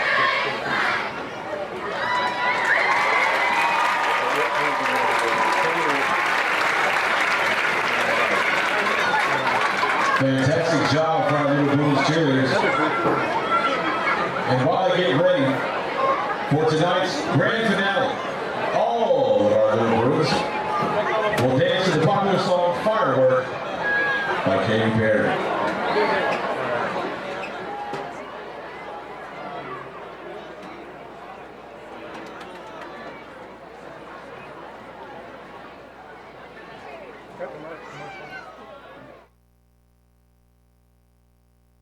At Chuck Hutton Nissan, every vehicle's on the clock because our goal is simple. No car stays on the lot for more than 21 days. That's right, 21 days to find a buyer, make a deal, and move it on down the road. That means larger inventory, more incentives, and faster deals. If it's on the lot, it's going fast because at Chuck Hutton Nissan in Jackson, 21 days is the goal. Come see us at Chuck Hutton Nissan, just off I-40, exit 80 or 82 on Van Drive, Jackson. Beat the heat and beat the clock. McCoy's Heating and Air is giving away a free limited-time 12-year parts and labor warranty absolutely free until September 30th. That's over a decade of peace of mind at no extra cost. Don't sweat it. Call McCoy's today for your free estimate and lock in West Tennessee's best HVAC deal.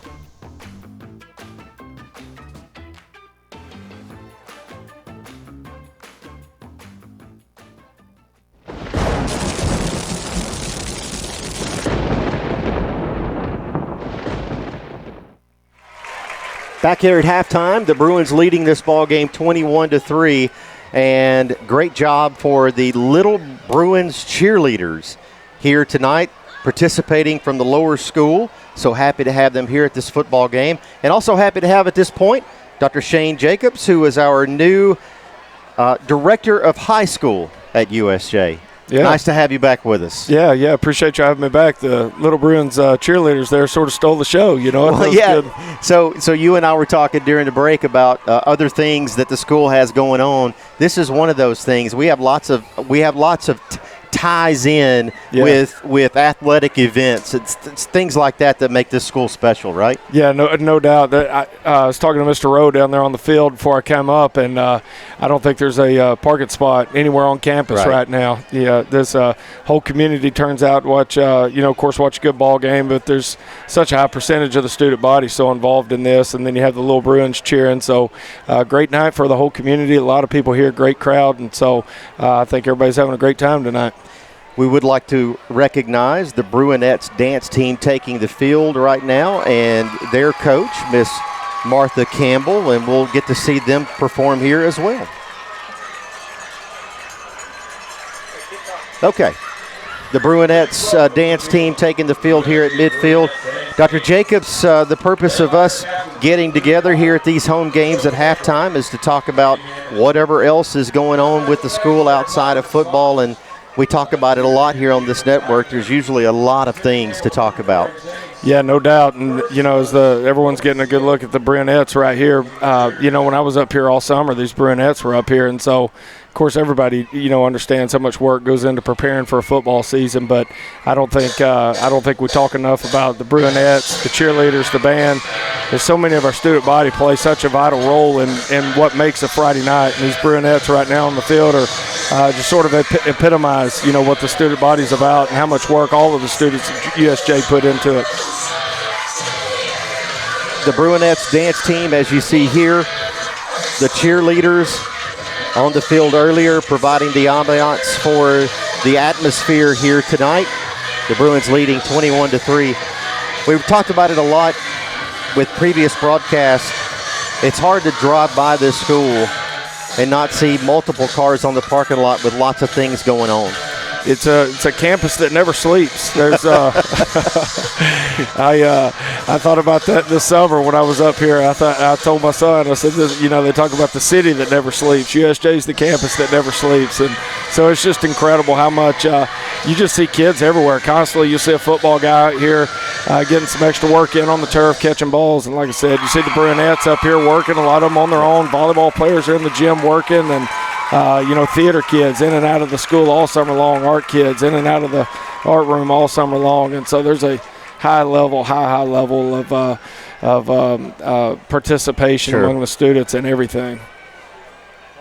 We will be soon entering the season of the holidays, or there will be plays going on that we'll bring our attention to when we visit with you as we approach that season. Obviously, for now, though, we're still only just a few weeks into a new school year. So, but those types of events are the types of events we will keep you informed on here with Dr. Jacobs. Lots of stuff happening here, and I have to say this, and I'm probably telling on him a little bit here, but sometimes we'll pick up Live 360 and we'll find JP, my son Jackson Pugh, and he'll be here on campus, and he'll get home and we'll say, we saw you, on campus, and what was going on? Nothing. Just hanging out, just hanging out in the parking lot. I guess I'd rather him be up here in the parking lot, hanging out with some good friends, as opposed to some of the other places around town, right? Yeah, no question. Could be doing a lot worse. But now you talked about theater a little bit. The students right now in theater, they're working on Frozen, and so that's kind of the buzz around school right now is Frozen, and the auditions and everything's going on. And so I know Miss Davidson's excited about that. She's probably the most talented person I've ever met, so I'm really excited about that first production they have coming up. So even though we're still a ways away from it, they're certainly working towards it. Those theater kids, no different than you ask a football kid, when's practice start? And they don't really know how to answer that. When did it ever stop? It's kind of year-round, and the theater kids are kind of the same way. They've been working at it, and so getting excited about Frozen coming up. I'll give a shout-out to Noah Martin, who is a senior here at USJ, coming up with my son, playing lots of different sports. I know they played basketball together. His father and a brother, I believe, were heavily involved in basketball. And Noah, at some point, it may have been later in middle school or maybe early in high school, said, I'm going all in theater. And man, he went all in, and I've been very happy for him. What a very, very talented young man. Talented is right. And I shouldn't tell him myself, but when I have conversations with young men like Noah, I sort of need to go the other way. You're the head of the upper school. You're supposed to be smarter than the students, but Noah's a pretty smart guy. So very intelligent and very, very talented young man, though, no question. Yeah, for sure. And a great family, too, by the way. And we look forward to him and anything that he's involved in. And another thing about these theater presentations on campus, every once in a while you'll get a coach will be involved. I've seen Coach King involved in some presentations on stage there at the Blankenship Theater, and I've also seen some student athletes get involved. So you never know who you'll see at a theater presentation at our school. So we look forward to the holiday presentation of Frozen. We are just under 7 minutes remaining here at halftime. The Bruins leading this ball game 21-3. Dr. Jacobs, I don't want to rush you. Anything else so far? Everything's settling in. You settling in nicely still here at our school? Getting settled in. It's a great week in the classrooms. Volleyball's rolling. Dropped that first game to Dyersburg. They've won 3 straight. And soccer dropped the first game to Houston, but they've won, I think, 4 straight now. So soccer's 4-1. I watched them last night beat Arlington, big school. Came to USJ last night, and soccer girls got a big win last night against Arlington. Lily Teague had 2 goals. She showed out last night. So, getting settled in, and I sort of needed the athletics and the theater and the arts and all that stuff kind of get going and give you an opportunity to kind of meet the kids a little bit more outside of school. So things are settling down, getting to know people, and it's been good so far. Good. We appreciate you and appreciate all that you're doing. And a one note for your son's purpose, we talked about Dean Jacobs, quarterback for the middle school team. The middle school off this week with the unusual bye week in middle school football, playing 2 games last week against Parkway and Lexington Middle School. So they'll be back in action next week, and I don't have the schedule in front of me. I'm embarrassed to say. I think we're on the road next Thursday night, but we'll take a look at that and let the viewers know when we come back from break. We'll take a break here on the network. Dr. Shane Jacobs, thank you so much again for joining us. Looking forward to doing this again next home game. Absolutely. When we come back, some halftime statistics and some halftime highlights. The Bruins leading this one 21-3. We're back right after this. Buying a home is a major milestone, and at the Bank of Jackson, we want to help you achieve it. Our mortgage specialists can assist you with conventional, VA, FHA, or construction loans, as well as USDA and THDA development loans. Serving the Jackson area for 25 years. The Bank of Jackson, your down-home community bank. You belong here. Member FDIC, Equal Housing Lender. An hour ago, Theo airballed the game-winning shot. But at Zaxby's, he's dunking all over these fools. Zax sauce, bang. Tongue torch, boom. Hot honey mustard. My man's putting on a clinic. Welcome to Dunk City. And one, baby. Thanks, baby. Dude. Babe, dude. Who's got the sauce? Zaxby's. Have you ever thought about real estate investments or purchasing a home? Are you tired of dealing with the headaches of managing your real estate portfolio? Cornerstone Realty has you covered. We can advise you on anything real estate related. Your property, our priority. Cornerstone Realty and Property Management. Hi, I'm Cody Fitz with Fitscapes. Our business's focus is on building your dream yard at your dream home. When designing our backyards, we always like to start with our pool and patio areas first. Then we complement that with the landscaping, and we finish with the lawn for all of the outdoor entertaining needs. After installation is complete, we provide annual maintenance for all of your lawn care and landscaping needs. Fitscapes, let's build something beautiful. We would like to thank the following sponsors for supporting this broadcast. Jeremy Little, Shelter Insurance, 189 West University Parkway, Suite A, Jackson. Snyder Equipment, 1311 Lower Brownsville Road, Exit 74 on I-40. Do you want your smile to say it all? At Elite Dental Care, we'll make you and your family feel comfortable and secure with a variety of services and state-of-the-art care. We offer sedation dentistry that will make your time in the dental chair comfortable and relaxed. Come by and see our newly renovated and expanded office in Jackson, or one of our other convenient locations in Trenton or Dyersburg. Trust your smile with Elite Dental Care, and let your smile say it all.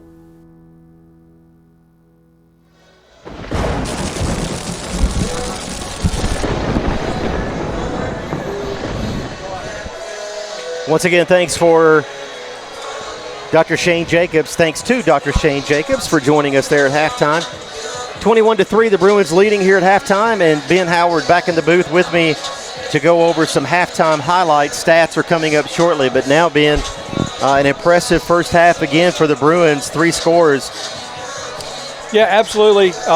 Jumped on him right away. Jackson Pugh coming here, hitting that hole and hitting it hard. Once he sees daylight, he is gone. Great job by Jackson Pugh, setting the tone early. Jackson Pugh with 1 of 2 scores there. That one rushing, and here is a pass play from Creech downfield to Jake Payne. Yeah, and we'll see that foot go out of bounds there. And then I think he was trying to reach. And like I said, that's unfortunate. I hate it for Jake Payne because he feels bad for, having the turnover, which, I guess wasn't officially a turnover, but part of it.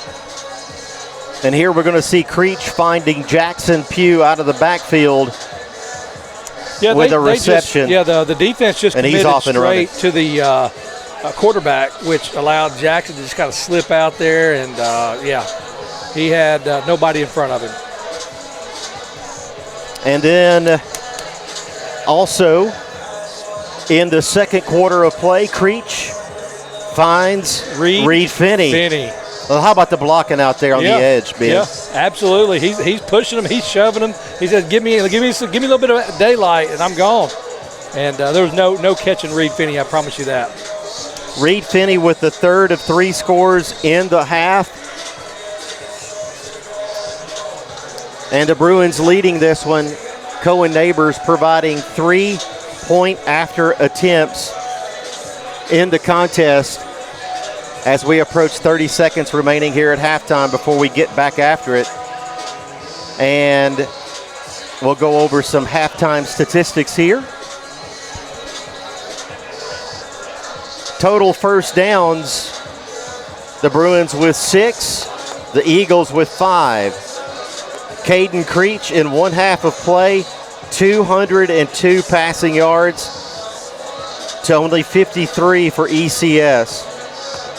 Rushing wise for the Bruins, right at 100 yards, 94 versus 84 for ECS.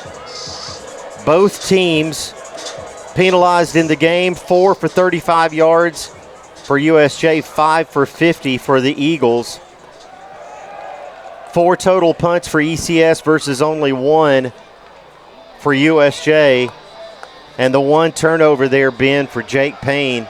And again, unfortunately, no replay in high school, of course. Payne's left foot going out of bounds before he dropped that. But fortunately, even though kind of a pivotal point with the Bruins only up, 14-0 at that point and driving, was it 14-0 or maybe 7-0? It was 14, yeah. Okay. And but then ECS getting the ball there and pretty methodical driving down the field using a similar game plan that the Bruins had up until that point and getting into field goal territory, getting a 28-yard field goal to make it 14-3, but then the Bruins responding on the next possession with a pass from Creech to Reed Finney for the score, and we are at 21-3. Yeah. And the Bruins will receive the second half kick. Yeah, I like the defense. You put those stats up there, and we gave up 50 yards passing, 80 yards rushing, but it's kind of that bend but not break mentality. We did have some big plays where we did have some plays, tackles for loss, but pretty much we just contained them, and we did give up a couple big plays, but when our backs up were against the wall and we needed to have a stop, we were able to do that. And the Bruins will take this second half kickoff and see if we can't add on to this. It'll be Tommy Graves kicking off, the senior for the Eagles. Back deep, I believe that's Jacob Snyder. It was earlier in the game. We'll see here. That is Snyder. Snyder is going to see this one bounce high, and he's going to corral it at the 3. Snyder is going to be brought down short of the 20, and that's where the Bruins offense will start the second half of play. Yeah, just unfortunate that took a bounce right there, and it kind of threw off the timing and was not really able to get upfield as quick as he wanted to and gave the ECS defenders time to get down there. Maybe a little face mask they got away with, but anyway, we start from the 15. Yeah, if you're unable to get it through the end zone there, Ben, that's kind of how you'd want to draw it up if you're kicking off. for ECS. Absolutely. The Bruins taking over here offensively at the 14. Pugh in the backfield. Here's Jake Payne motion. Right to left. Here's the handoff to Pugh. Pugh to his left. Pugh downfield, and Pugh with about 11 on that one, and another first down for the Bruins.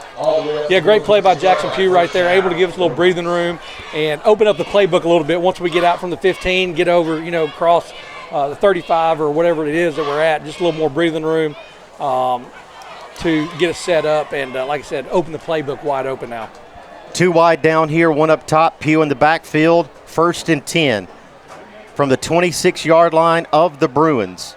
Here's a pass, Stamper complete, Stamper upfield, and a pickup there of about 7. Yeah, that play right there, I saw them working on it right before the second half started with Caden Creech and Bradley Stamper. They were working on this specific play where it's just a quick out, getting your hands to the ball, not letting it come to you, so great job by them.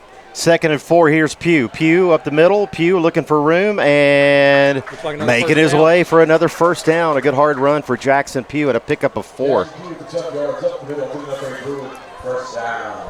Yeah, looks like Drew Davis is going to come in. JP is going to get a break, well-deserved break.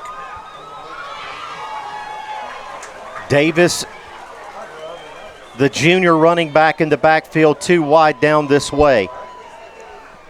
Here's Creech. Handoff Davis to his left. Davis upfield. Davis with a pickup there, Ben, of 5 yards. And we talked about it last week. You pick up 4 or 5, your offense stays on the field. Yeah, absolutely. And you can just, just take your time. If you're getting 5 yards a pop, there's really no sense of urgency. You can just take it down the field and allow your game plan to work. Davis stays in the game with 3 wide to the right. Here is Creech. Creech looking this way. Complete. Payne. Complete. And finally brought down. And, Ben, he may have picked up the first there. He did. I think, they're going to give it to him. Nice effort for Jake Payne after the catch to move the sticks. Yeah, great job right here, just sitting down there. He knew where he needed to go to get that first down and had to fight for it a little bit there at the end, but able to get it. Great job by Jake Payne, Caden Creech both. 3 wide up top, 1 down this way. Pugh back in the backfield. Here's Creech. Pugh to his left. Pugh bouncing outside, looking for room. He finds it. Pugh into the open. Pugh to the 20, the 10. Touchdown, Bruins. It's just a real tough task to take this guy down. When you let him get ahead of steam and you let him get his feet moving and let them puppies going, he is not going to be caught. Great job right here. He sees a hole initially. Jake Payne looking right there, looking for somebody to block. But once he gets that second gear going, you're not going to bring him down. You're not going to catch him, really. I have to say he's probably one of the faster kids on the team. In for the PAT Cohen Neighbors. Sam Hines, the snap. Luke Brown, the hold. And the PAT is good. 28-3. The Bruins lead it. We take a break here on the network. The BallGame Blitz Sports Network by Worthy Road Studios.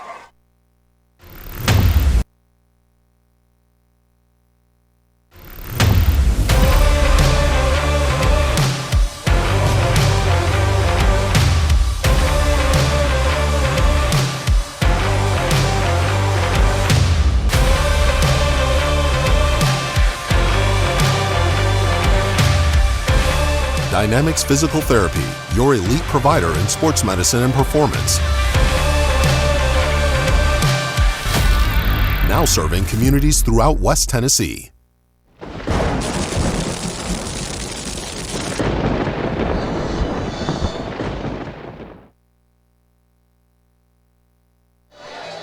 Drew English getting set to kick it off here. The Bruins leading at 28-3 over ECS. 9:50 remaining in the third. Jackson Pugh with another rushing touchdown, his third of the ball game.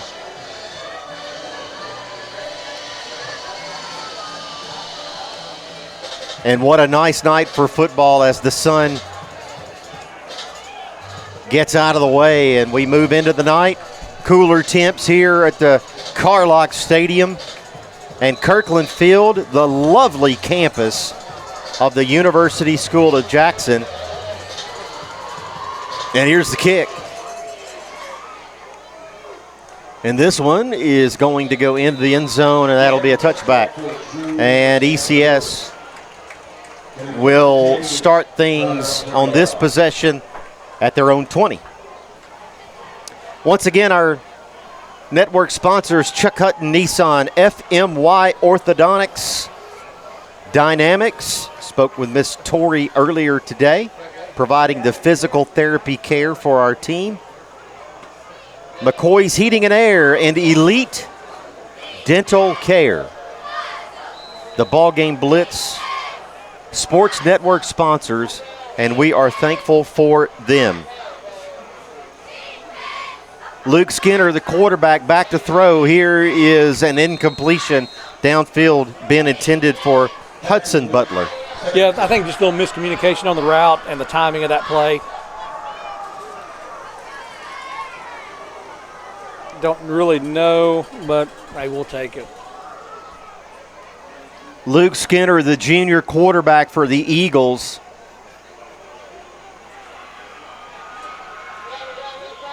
On 2nd down and 10, breaks the huddle, and he sees two wide to his left and a single back in the backfield. Here's the handoff, looking for room, upfield, and a nice run there for number 5. That's Drew Bryant, the senior running back for the Eagles. Yeah, really good run. Just following his blocks and following the hole. He just really shifty run right here, going left and right, being pretty elusive. The Eagles looking for their 6th first down of this ball game. 3rd and 1 from the 29. It's a big play right here for ECS.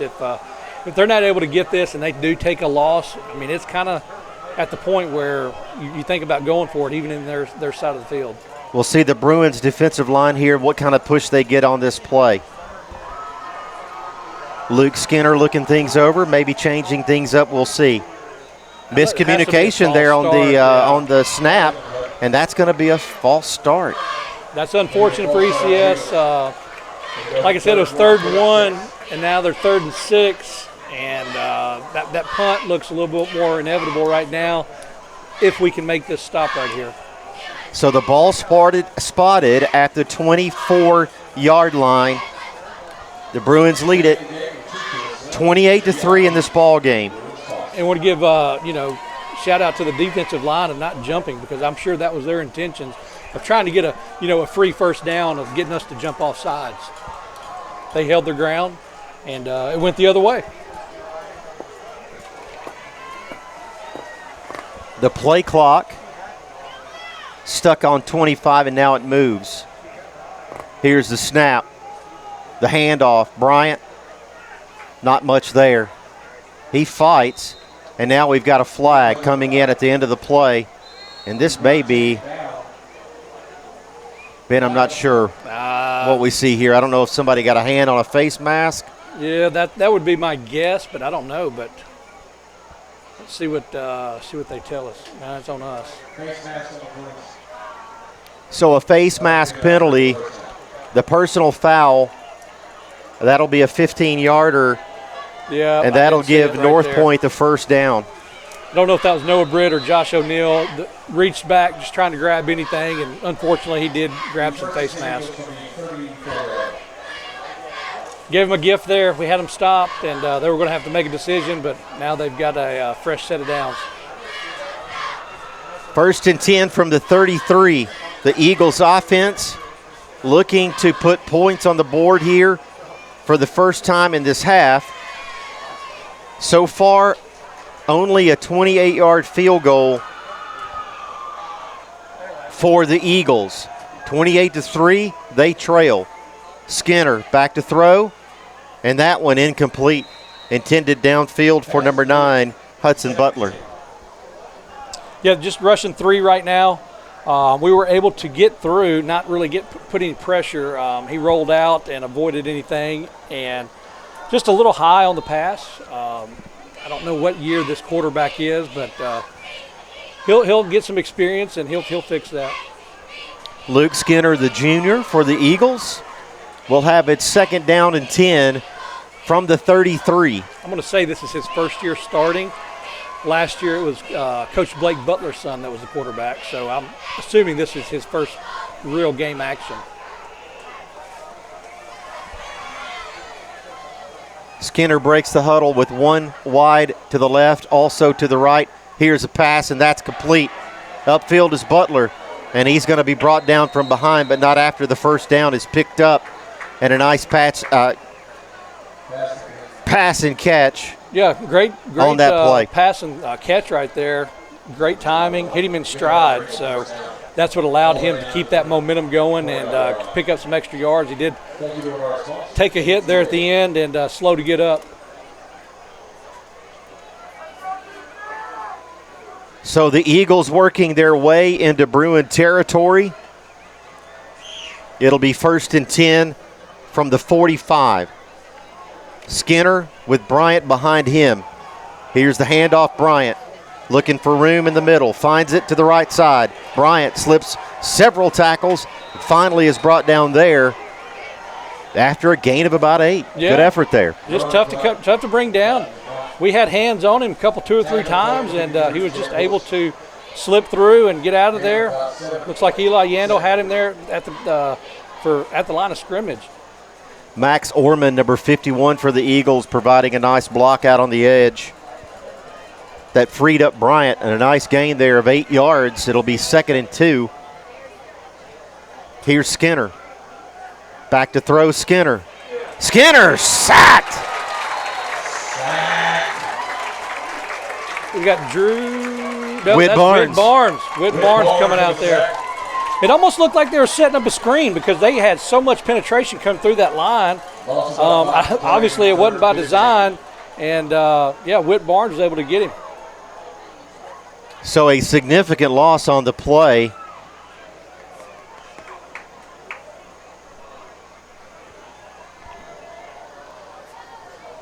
And that's going to make it 3rd down and about 14 to gain. This is a big play right here because you would think that even if they don't get the first down, they're going for it no matter what. So whatever they can knock off of this. Here's a handoff to Bryant, working his way to the left. Sees a crowd there and not much happening as he's brought down after a gain of 1. Yep, you just got to tip your hat to the Bruins defense right there. Not letting him get away this time. Barrett Shelton right here, setting the edge right there. He tries to go back inside, and he goes inside and finds a bunch of Bruins. And Ben, after the big loss on the previous play and not getting much back there, 1 yard only, that's going to bring Graves in to punt for ECS. Looks like we're going to take a timeout. Coach Derek Pritchard will take a timeout here, the first of the second half, and with 5:45 remaining, we'll take one with him. This is the BallGame Blitz Sports Network by Worthy Road Studios. Hey, we better get a shot. At FMY Orthodontics, we believe a beautiful, healthy smile is the key to boosting confidence and enhancing quality of life. Our team of highly skilled and compassionate orthodontic professionals is dedicated to providing personalized care in a welcoming, state-of-the-art environment. Whether you're looking for traditional braces, clear aligners, or other orthodontic solutions, we offer a variety of options to meet your needs. Our goal is to provide the most effective and efficient orthodontic treatment for every patient.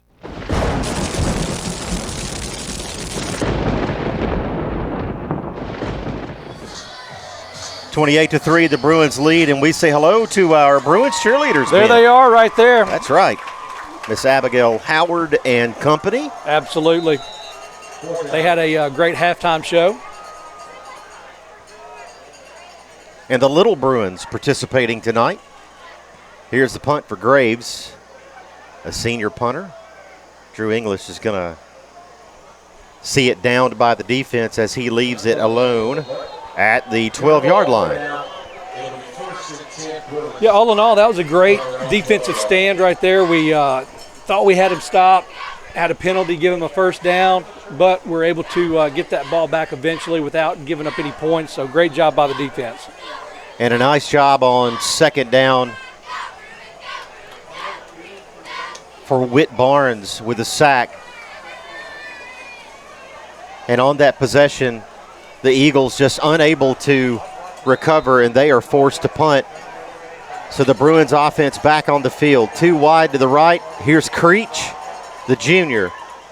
Here's a pass, and that one is going to be caught by Finney, but he's going to be bottled up quickly. Yeah, that one got tipped at the line of scrimmage by an Eagles player and kind of threw the timing off of that play. However, Reed was able to bring it in.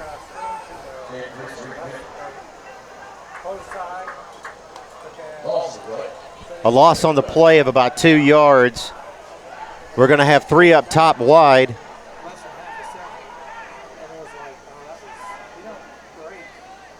And 1 to the right. Pugh in the backfield. Here's a pass downfield, and that one is dropped by Jake Payne. Incomplete. Yep, just unfortunate. It's that's just a drop pass, but anyway, makes it 3rd and 11. Let's see if we can't put together something here. Maybe at the very least give us some breathing room if we are forced to punt. Jake Payne, the backup quarterback for this Bruins team, getting reps at the tight end position this summer and taking advantage of an opportunity as a sophomore. Caden Creech, the junior, leads the team. Here's the handoff to Pugh. Pugh looking for room on the right side, not going to be anything there. He's driven out of bounds. Yeah, the timing of that play just kind of wasn't really there. The handoff was not clean. And the Bruins will punt here from deep in their own territory. It'll be 4th and 10. Mark it at the 12. Drew English in for the second punt of the night for USJ. 4:45 remaining in the third. The special teams unit here getting set and punt formation.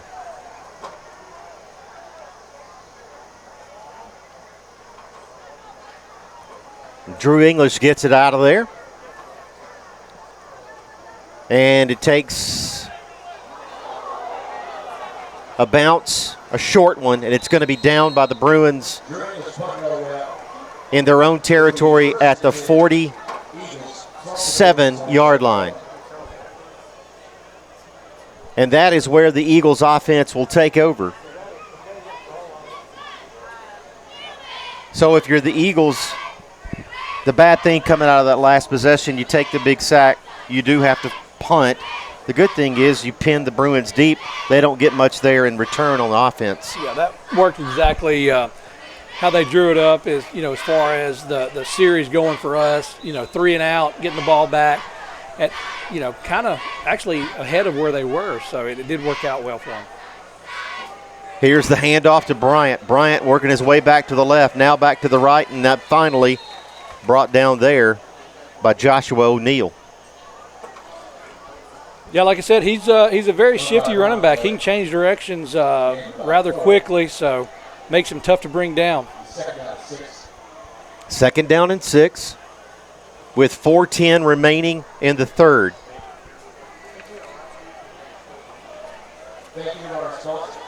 ECS with the clock running. And that's in my opinion, that is doing USJ favors right there. Absolutely. That clock run. Not only do we shorten the game, but we're, getting a breather in between plays. 2nd and 6. Here's the handoff. Bryant, no, a pass, and that's complete. Downfield and down to the 30-yard line. I believe that's Butler. Yeah, that's just Drake Butler with the catch. Little play action pass right here. Fakes the handoff here to draw the linebackers in, and great pass hitting him in stride. And a correction there, Ben. That's number 21 for the Eagles making the catch there, and I don't have a name on their roster, but a nice catch, young man. 1st and 10 from the 30. Luke Skinner, the junior quarterback for the Eagles, hands it off to Bryant. Bryant, patience, and finally brought down after a gain of about 3 there.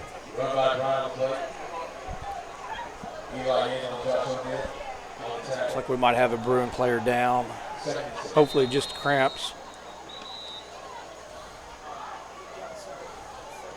And Miss Torrey with Dynamics headed out to check on the injured Bruin. And so we will step aside and take a break while the injured Bruin is tended to. This is the Ball Game Blitz Sports Network by Worthy Road Studios. Turn to the experts. Since 1955, Garrett Plumbing and Heating has been the leader in plumbing, heating, and air conditioning service and installation for West Tennessee. A proud supporter of USJ Bruin Athletics, we are your local Carrier Factory authorized dealer.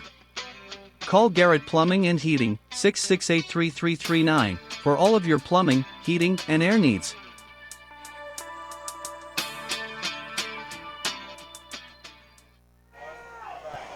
Just under 3 minutes remaining in the third. Back to pass to Skinner into the flat and complete. The catch is made and finally brought down there is number 2, Bo Thompson, the junior receiver for ECS, and he's slow to get up. Yeah, good job by the Eagles right here. Just like I said, kind of floats out there to the side and goes unnoticed. But the Bruins quick to get to him. We should say that on the previous play, the injured Bruin was Eli Yandel, but he got up under his own strength. So hopefully, Ben, as you mentioned, just a little cramping. Still a warm evening here in late August as we are early in the season, week 2.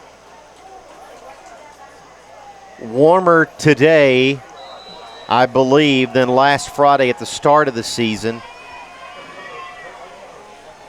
So we're not completely out of the woods yet as far as the heat goes, but it won't be long. Ben will be. I think we'll have the fortunate. sleeves on. Yeah, we're That's very right. fortunate. It could be a lot worse.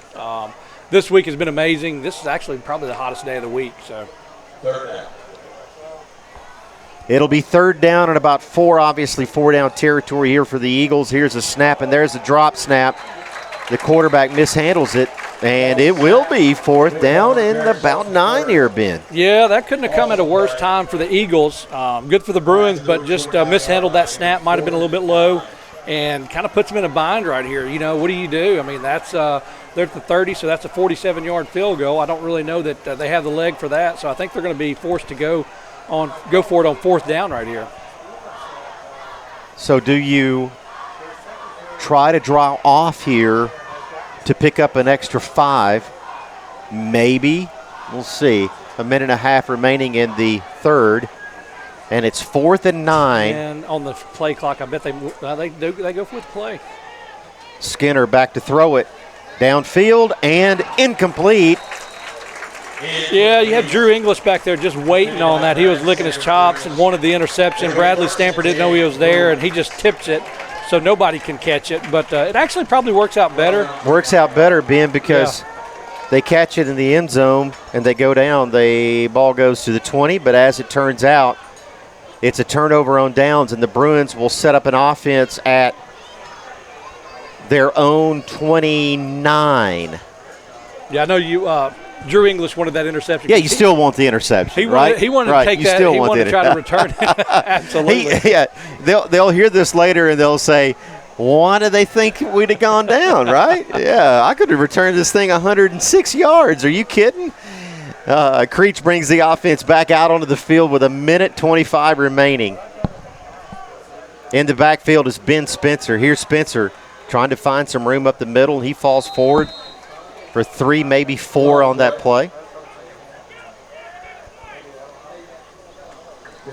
Yeah, good job by Ben Spencer giving JP a break. Just, taking what he can get. I'd like to see him bounce that outside. Easier said than done, but.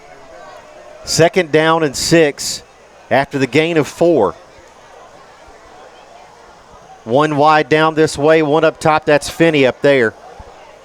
Ben Spencer, the sophomore in the backfield. Here's Creech looking to hand it off, and some miscommunication there. Creech lowering his shoulder and getting upfield for a gain of about 5 on the play, Ben. Yeah, great awareness right there. Yeah, there was some miscommunication on whose duty it was to get the ball, and actually Spencer fell down. He lost his footing and left Creech there just sitting the ball out on a pedestal. But, yeah, able to get something positive out of it. So here's Pugh, upfield Pugh, and he picks up the first down. Yeah, he's getting that head of steam, and he's really tough to bring down once he gets those feet going.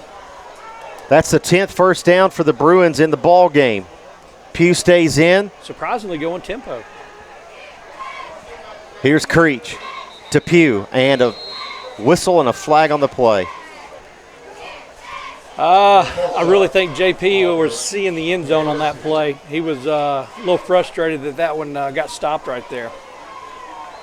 So it'll be a 5-yard penalty on the false start. That's the 6th penalty for the Bruins offense. How about the crowd tonight? And here comes Creech to the sideline, as that is the end of the third quarter of play. 28-3, the Bruins lead in this ball game. 1 quarter left. We're back after this. The BallGame Blitz Sports Network by Worthy Road Studios. 12 years and 0 worries. That's what you get with McCoy's Heating and Air's limited time 12-year warranty offer. We're so confident in our Daikin systems, we're giving you 12 full years of parts and labor coverage absolutely free until September 30th. McCoy's Heating and Air, where quality meets confidence. Call today for your free proposal.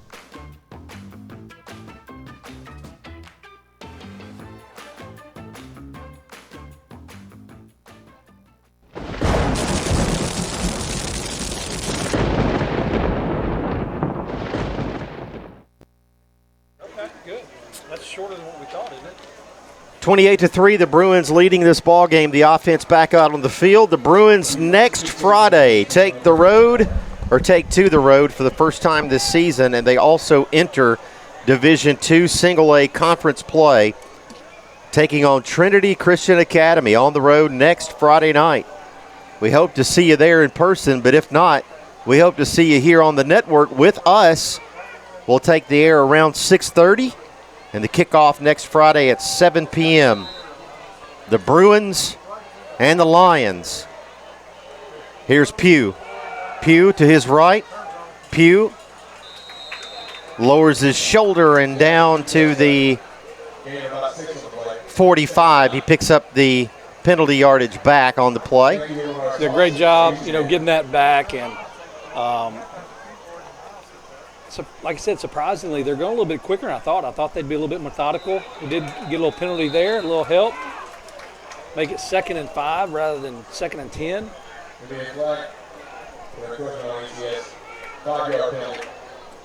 So that'll put the ball at midfield. 2nd down and about 4. The 7th penalty of the game for the Eagles. Creech looking to the sideline, Pugh behind him. Here's a handoff, Jackson Pugh to his left up the middle, and he'll pick up another first down for the Bruins. Yeah, great job. Same song, different verse, just going up the middle and willing his way to a first down. Nice push by the line there. Here's another handoff for Pugh to his right, Pugh, and he's going to be brought down there after a gain of 1. And I have no insight. This is just me thinking about it. But with them just kind of, going run, I'm thinking they might try to, take the top off of them here in a minute, maybe throw a deep pass, bringing everybody up with these runs. Hudson rushing out wide down here at the bottom of your screen. Up top is Brad Stamper. Into the backfield now, Drew Davis, the junior running back. Behind Caden Creech, the junior quarterback leading this team. Here's a fake pass. Looking for it. Downfield. Creech. And that one incomplete. Intended down there for Brad Stamper. Yeah, just a little underthrown, not pointing fingers, but just a little underthrown. Maybe the timing was off just a little bit, but he had all day to throw. Just didn't step into that throw. So from the 45, Creech will see 2 wide to his left, Payne in tight, 1 wide to the right, and Pugh in the backfield. On 3rd and 10.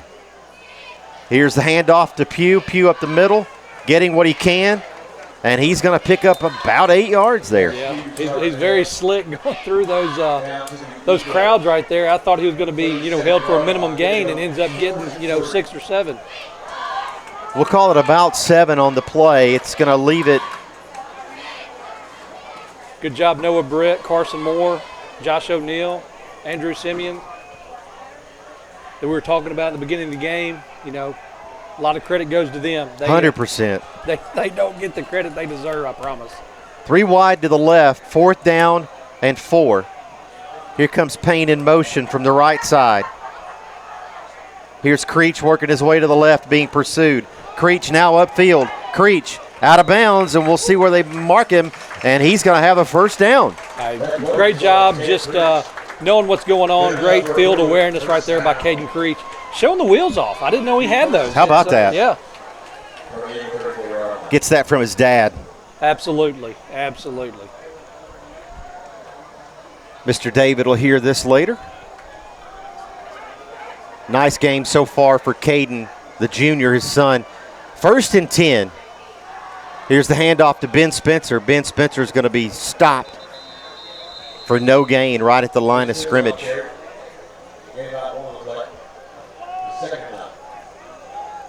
Second and 10. Just over 9 minutes remaining in the game. The Bruins up 28-3 in this one.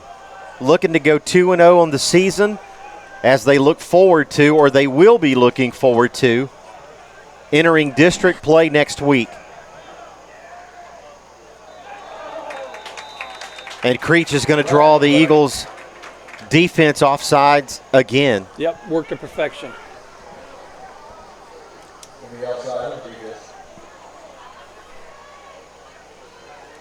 8 penalties for the Eagles in the ball game. 2nd down and 5. Ben Spencer remains in the backfield. Reed Finney up top. Jacob Snyder down low. Here's Spencer up the middle. Spencer is going to be brought down after a nice gain there of about 3 on the play. And, Ben, that's going to make it 3rd and short after that run. Very close. I thought he was going to be, held for minimum gain, and he slips through and gets a few yards. And here's Pugh up the middle. Pugh. And he's going to work his way for another Bruin first down. Down to the Eagle 18-yard line, first down. The 13th first down of this ball game for USJ. 1st and 10 from the 19.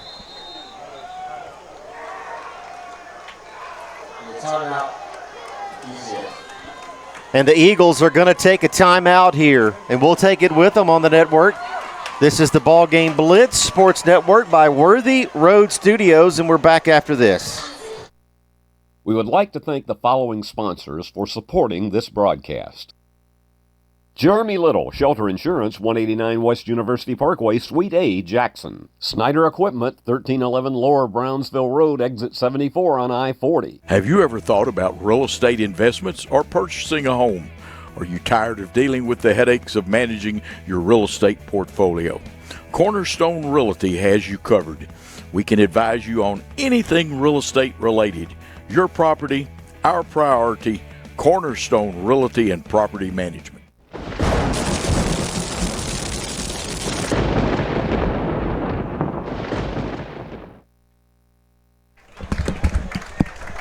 And the PA announcer, Coach Kyle Williams, recognizing the cheerleaders here at the ball game, and we will do the same again. Here's Jackson Pugh as he receives the handoff from Creech. Not much happening there. He falls forward for maybe a gain of 3. Yeah, keeping that clock running, though. He gets a couple yards. Positive side of the field will take us down to about the 19-yard line, or actually 17-yard line. So we're just taking our time, and hopefully we can punch us in for a score and take as much time off the clock as we can.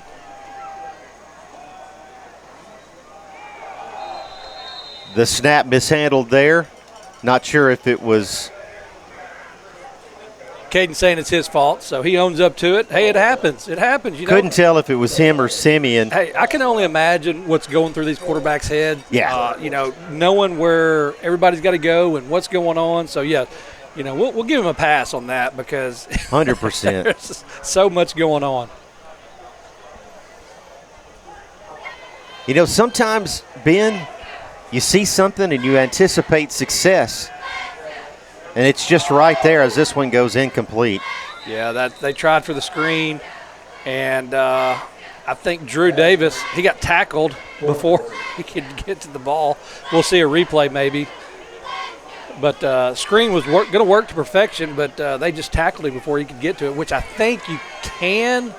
If you're behind the line of scrimmage, you're really not allowed. I mean, you can do that. You're kind of fair game where you're not technically a receiver yet.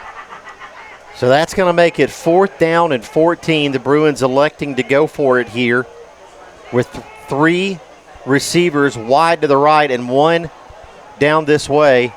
That's Payne. Payne, incomplete. Payne, the intended receiver there from Caden Creech, and he can't make the catch. Yeah, he just got turn it over on downs, Ben. Just got turned around a little bit. Yep. He had the height advantage. He had he had it, just couldn't get turned around and get his feet set to get that hauled in. And we'll say once again, Ben, Jake Payne, the backup quarterback, being thrown into a tight end role this summer.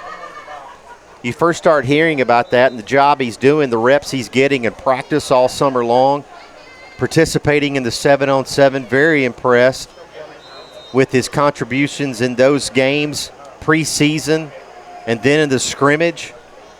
Just taking advantage of a great opportunity here as a sophomore. Backup quarterback contributing heavily with the offense. Here's a pass downfield complete, and that's Butler.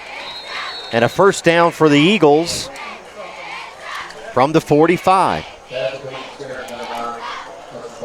Just a great pass right there. Just going like a seam route right down the middle of the field. Just kind of everybody just kind of lost him once he got past the linebackers. It was up to the defensive back. So just put it right there in that sweet spot. Jacob Snyder with the tackle for the Bruins. The Eagles break the huddle. 2 wide up top. Tight end tight on this side. Here's the handoff to Bryant. Looking for room up the middle. He has it. Into open field. And finally brought down there. I think that's Aiden. Let me see. Aiden Johnson, I believe, with that tackle right there. Yeah. And Drew English there to help as well on that play.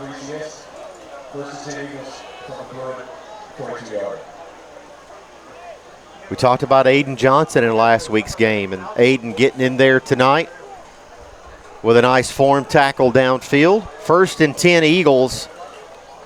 Just going with a 3-man rush right here. Actually, we got a 4-man now. From the 42, here's the handoff, Bryant. Bryant upfield, and he'll pick up another first down for ECS.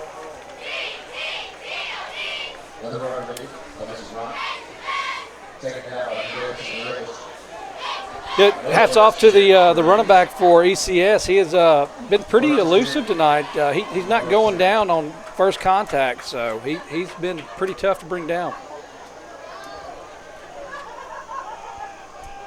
First down and 10 for the Eagles with 5.5 remaining in the ball game. The Bruins looking to go 2-0. 28-3 is the lead.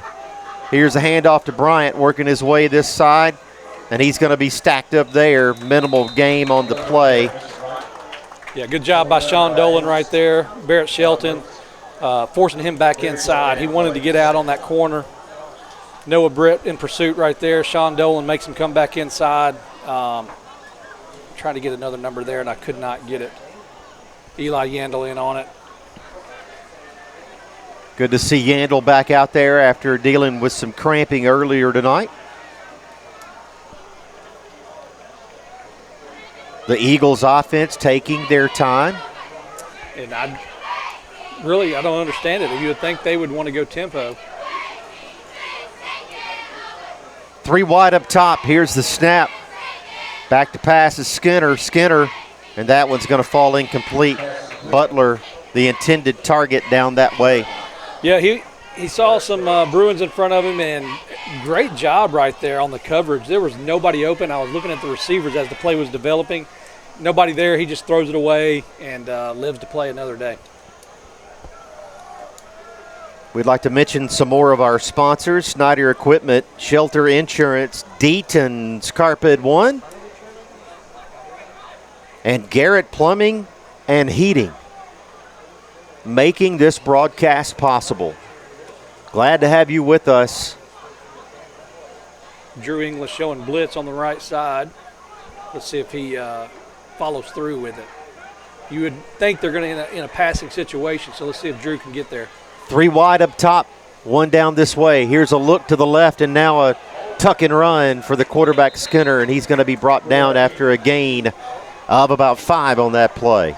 He did indeed come. He wasn't able to get there as he tucked it and ran up the middle. Little hold right there on Barrett Shelton, but he throws his hands up and wondering where the flag is. But no laundry on the field on that one. But we see you, Barrett. We got your back, bro. And once again, our Bruins cheerleaders. Thank you, ladies. Certainly appreciate them, Ben. And we mentioned Abigail participating with the cheerleaders. We'll get to this, but Corbin Howard on the coaching staff for the Bruins. Yeah. Here's a look downfield, and intercepted. He's going to bring it out. Stamper out of the end zone. Stamper to the 16-yard line. And a turnover for the Bruins. Yeah, great job by Bradley Stamper. He was just, looking at the quarterback's eyes. He sees him, sees it all the way. And Bradley has the height advantage and has the leverage inside. And he says, hey, let me take this out. He puts his head down because he didn't get the catch, the defender. And Bradley says, let me see what I can get. 3:35 remaining, and the Bruins will take over on offense after the turnover.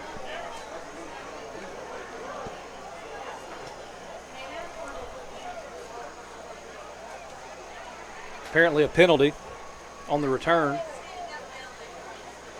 So the Bruins will start at the 8-yard line.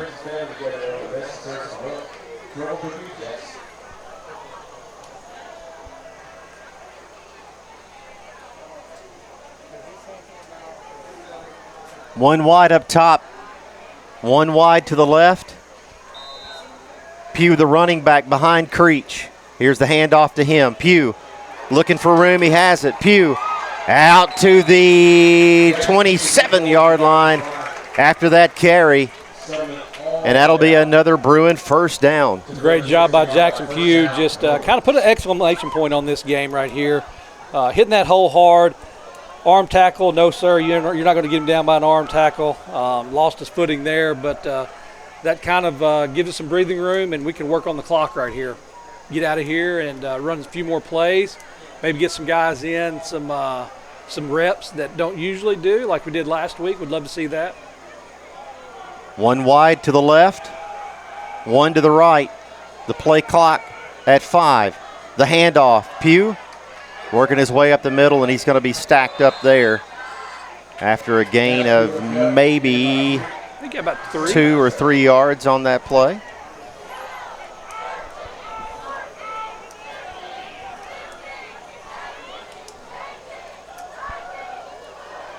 .240 remaining. And Ben, we mentioned Corbin Howard playing a role on this coaching staff this year. Yeah, it's a family affair. It's a family affair. And I think this could be Corbin's last game. I'm not positive on that, just with his schedule with school and baseball. So if so, thanks, Corbin, for helping out. Here's the handoff to Drew Davis. Davis to his left, now back to the right, looking for room. Has a little. He's going to pick up about 5 on that play. Corbin Howard as we all know, the Bruin faithful, the Bruins starting quarterback the previous 2 seasons here at USJ. An outstanding baseball player also for the Bruins, a nice career here for him. And he continues his baseball career at Union University. And he enrolled into classes for the fall, so he'll get busy with preparation for the baseball season coming up with Coach Casey McGee. Here's a handoff up the middle. Pugh finds his way out to the 44 and another first down. I think we can get in the best formation there is now. That would be the victory formation with just a little over a minute left, and that being a first down. I know ECS has some timeouts, whether they'll use them or not, to be determined. 1st and 10 from the 44-yard line.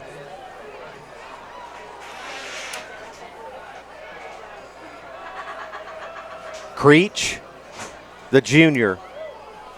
Here's motion, Snyder. The handoff, Pugh. Pugh is going to be brought down after a gain of about 4 on that play. And Ben staying in bounds there to keep that clock moving. Yep, great job, great awareness by Jackson Pugh, staying in bounds, picking up a couple more yards. He's got to be over the century mark, doesn't he?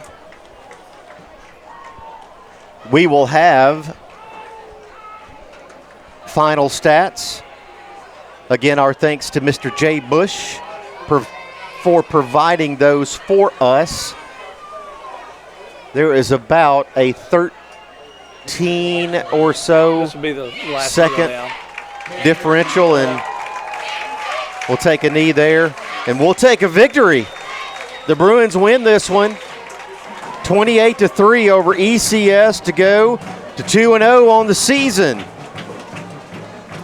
28-3 your final here from Carlock Stadium and Kirkland Field and USJ.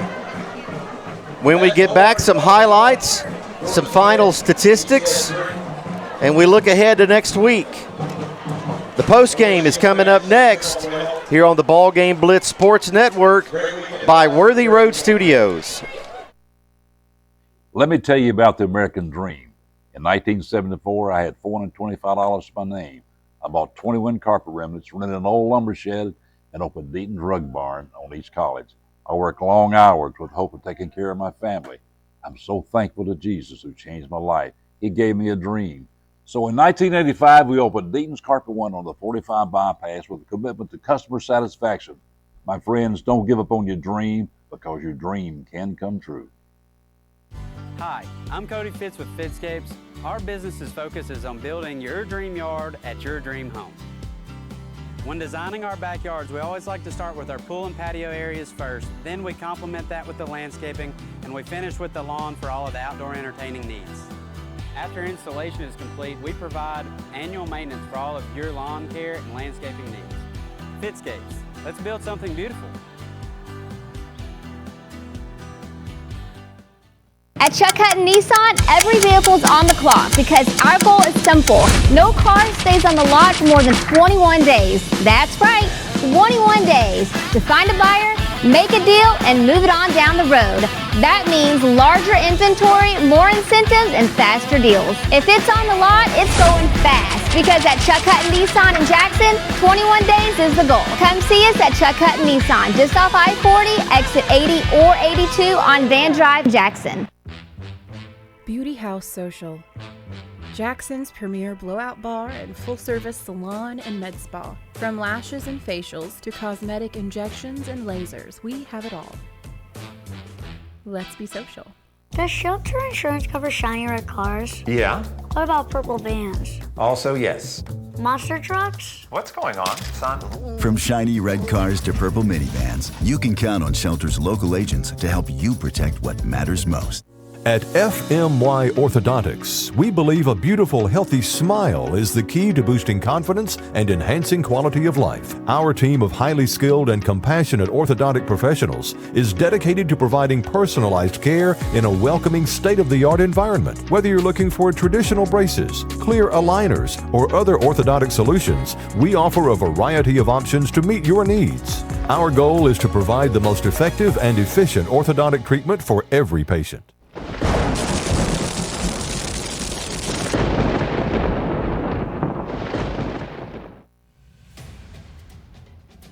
This is how we Friday night. This is how we Friday night. This is how we Friday night. This is how we Friday night. Turn to the experts. Since 1955, Garrett Plumbing and Heating has been the leader in plumbing, heating, and air conditioning service and installation for West Tennessee. A proud supporter of USJ Bruin Athletics, we are your local Carrier Factory authorized dealer. Call Garrett Plumbing and Heating 668-3339 for all of your plumbing, heating, and air needs.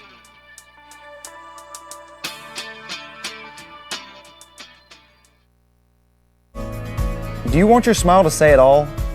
At Elite Dental Care, we'll make you and your family feel comfortable and secure with a variety of services and state-of-the-art care.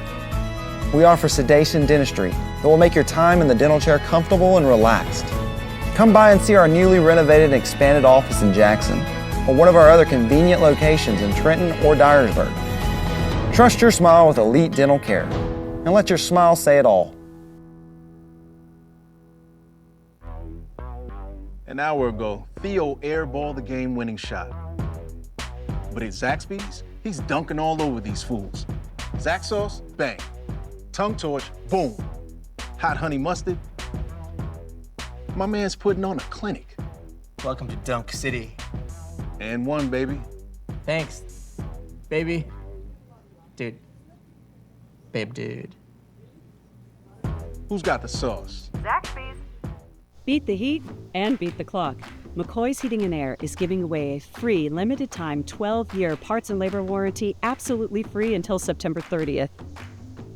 That's over a decade of peace of mind at no extra cost. Don't sweat it.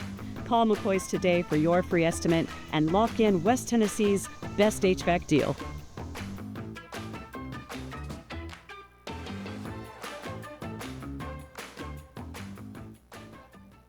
At FMY Orthodontics, we believe a beautiful, healthy smile is the key to boosting confidence and enhancing quality of life. Our team of highly skilled and compassionate orthodontic professionals is dedicated to providing personalized care in a welcoming, state-of-the-art environment. Whether you're looking for traditional braces, clear aligners, or other orthodontic solutions, we offer a variety of options to meet your needs. Our goal is to provide the most effective and efficient orthodontic treatment for every patient. Have you ever thought about real estate investments or purchasing a home?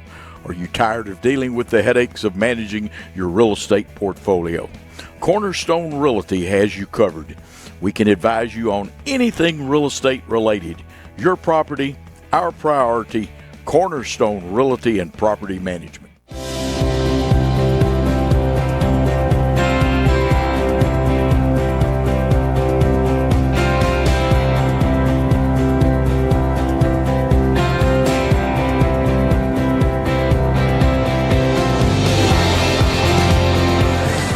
At Dynamics Physical Therapy, we help our clients get back to doing what they love. Dynamics is now serving communities throughout West Tennessee. Hi, I'm Cody Fitz with Fitscapes. Our business's focus is on building your dream yard at your dream home. When designing our backyards, we always like to start with our pool and patio areas first. Then we complement that with the landscaping, and we finish with the lawn for all of the outdoor entertaining needs. After installation is complete, we provide annual maintenance for all of your lawn care and landscaping needs. Fitscapes, let's build something beautiful. At Chuck Hutton Nissan, every vehicle's on the clock because our goal is simple. No car stays on the lot for more than 21 days. That's right, 21 days to find a buyer Make a deal and move it on down the road. That means larger inventory, more incentives, and faster deals. If it's on the lot, it's going fast because at Chuck Hutton Nissan in Jackson, 21 days is the goal. Come see us at Chuck Hutton Nissan, just off I-40, exit 80 or 82 on Van Drive, Jackson. Turn to the experts. Since 1955, Garrett Plumbing and Heating has been the leader in plumbing, heating, and air conditioning service and installation for West Tennessee. A proud supporter of USJ Bruin Athletics, we are your local Carrier Factory authorized dealer. Call Garrett Plumbing and Heating 668-3339 for all of your plumbing, heating, and air needs.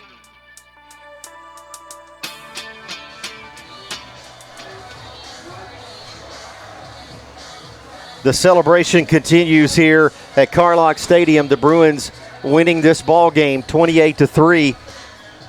As we begin to wrap up here on the broadcast, we want to say thanks again to some of our sponsors: Bank of Jackson, Zaxby's, Jones Chevrolet, Cornerstone Realty, BH Social, and Kaufman's.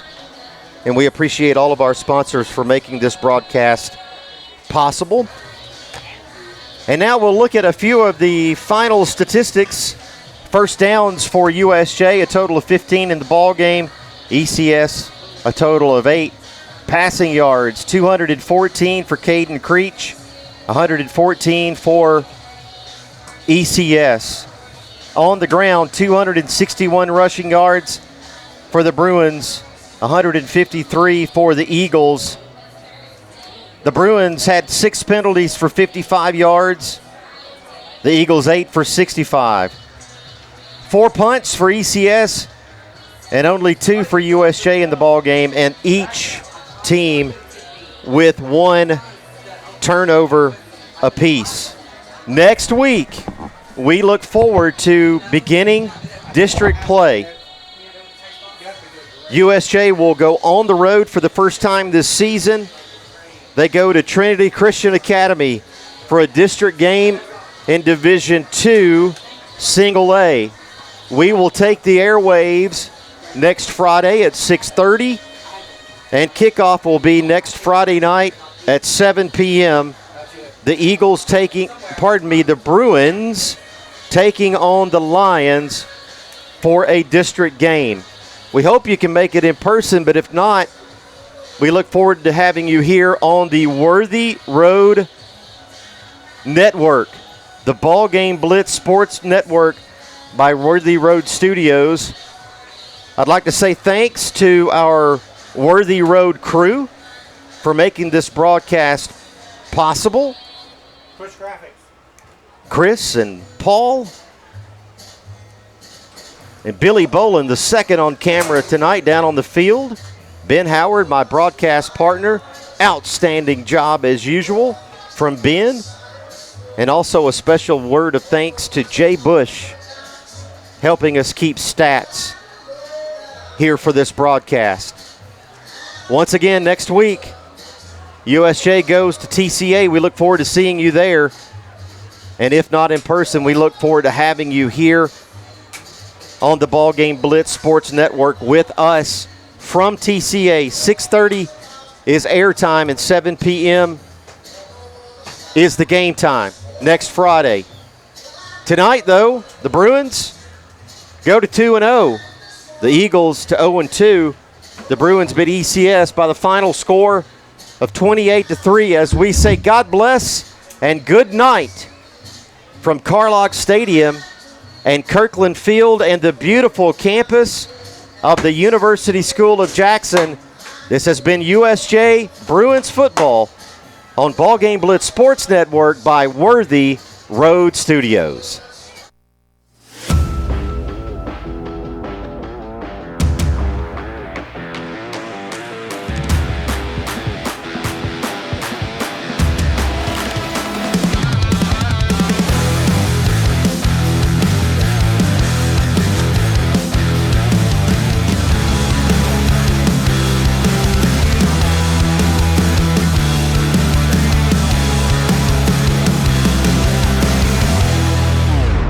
The award-winning BallGame Blitz Sports Network from Worthy Road Studios. Over 1 million views in 2024. We're where you need to advertise. Subscribe to our Worthy Road Studios YouTube channel and join the over 5,500 subscribers watching local sports. Union University, Bethel College, South Gibson County, USJ, and TCA. Multi-camera broadcasts, slow motion instant replay, on-screen scoreboard and graphics, and professional announcers. Thanks to our sponsors who make it all possible. BallGame Blitz Sports Network from Worthy Road Studios, the premier sports broadcast network in West Tennessee.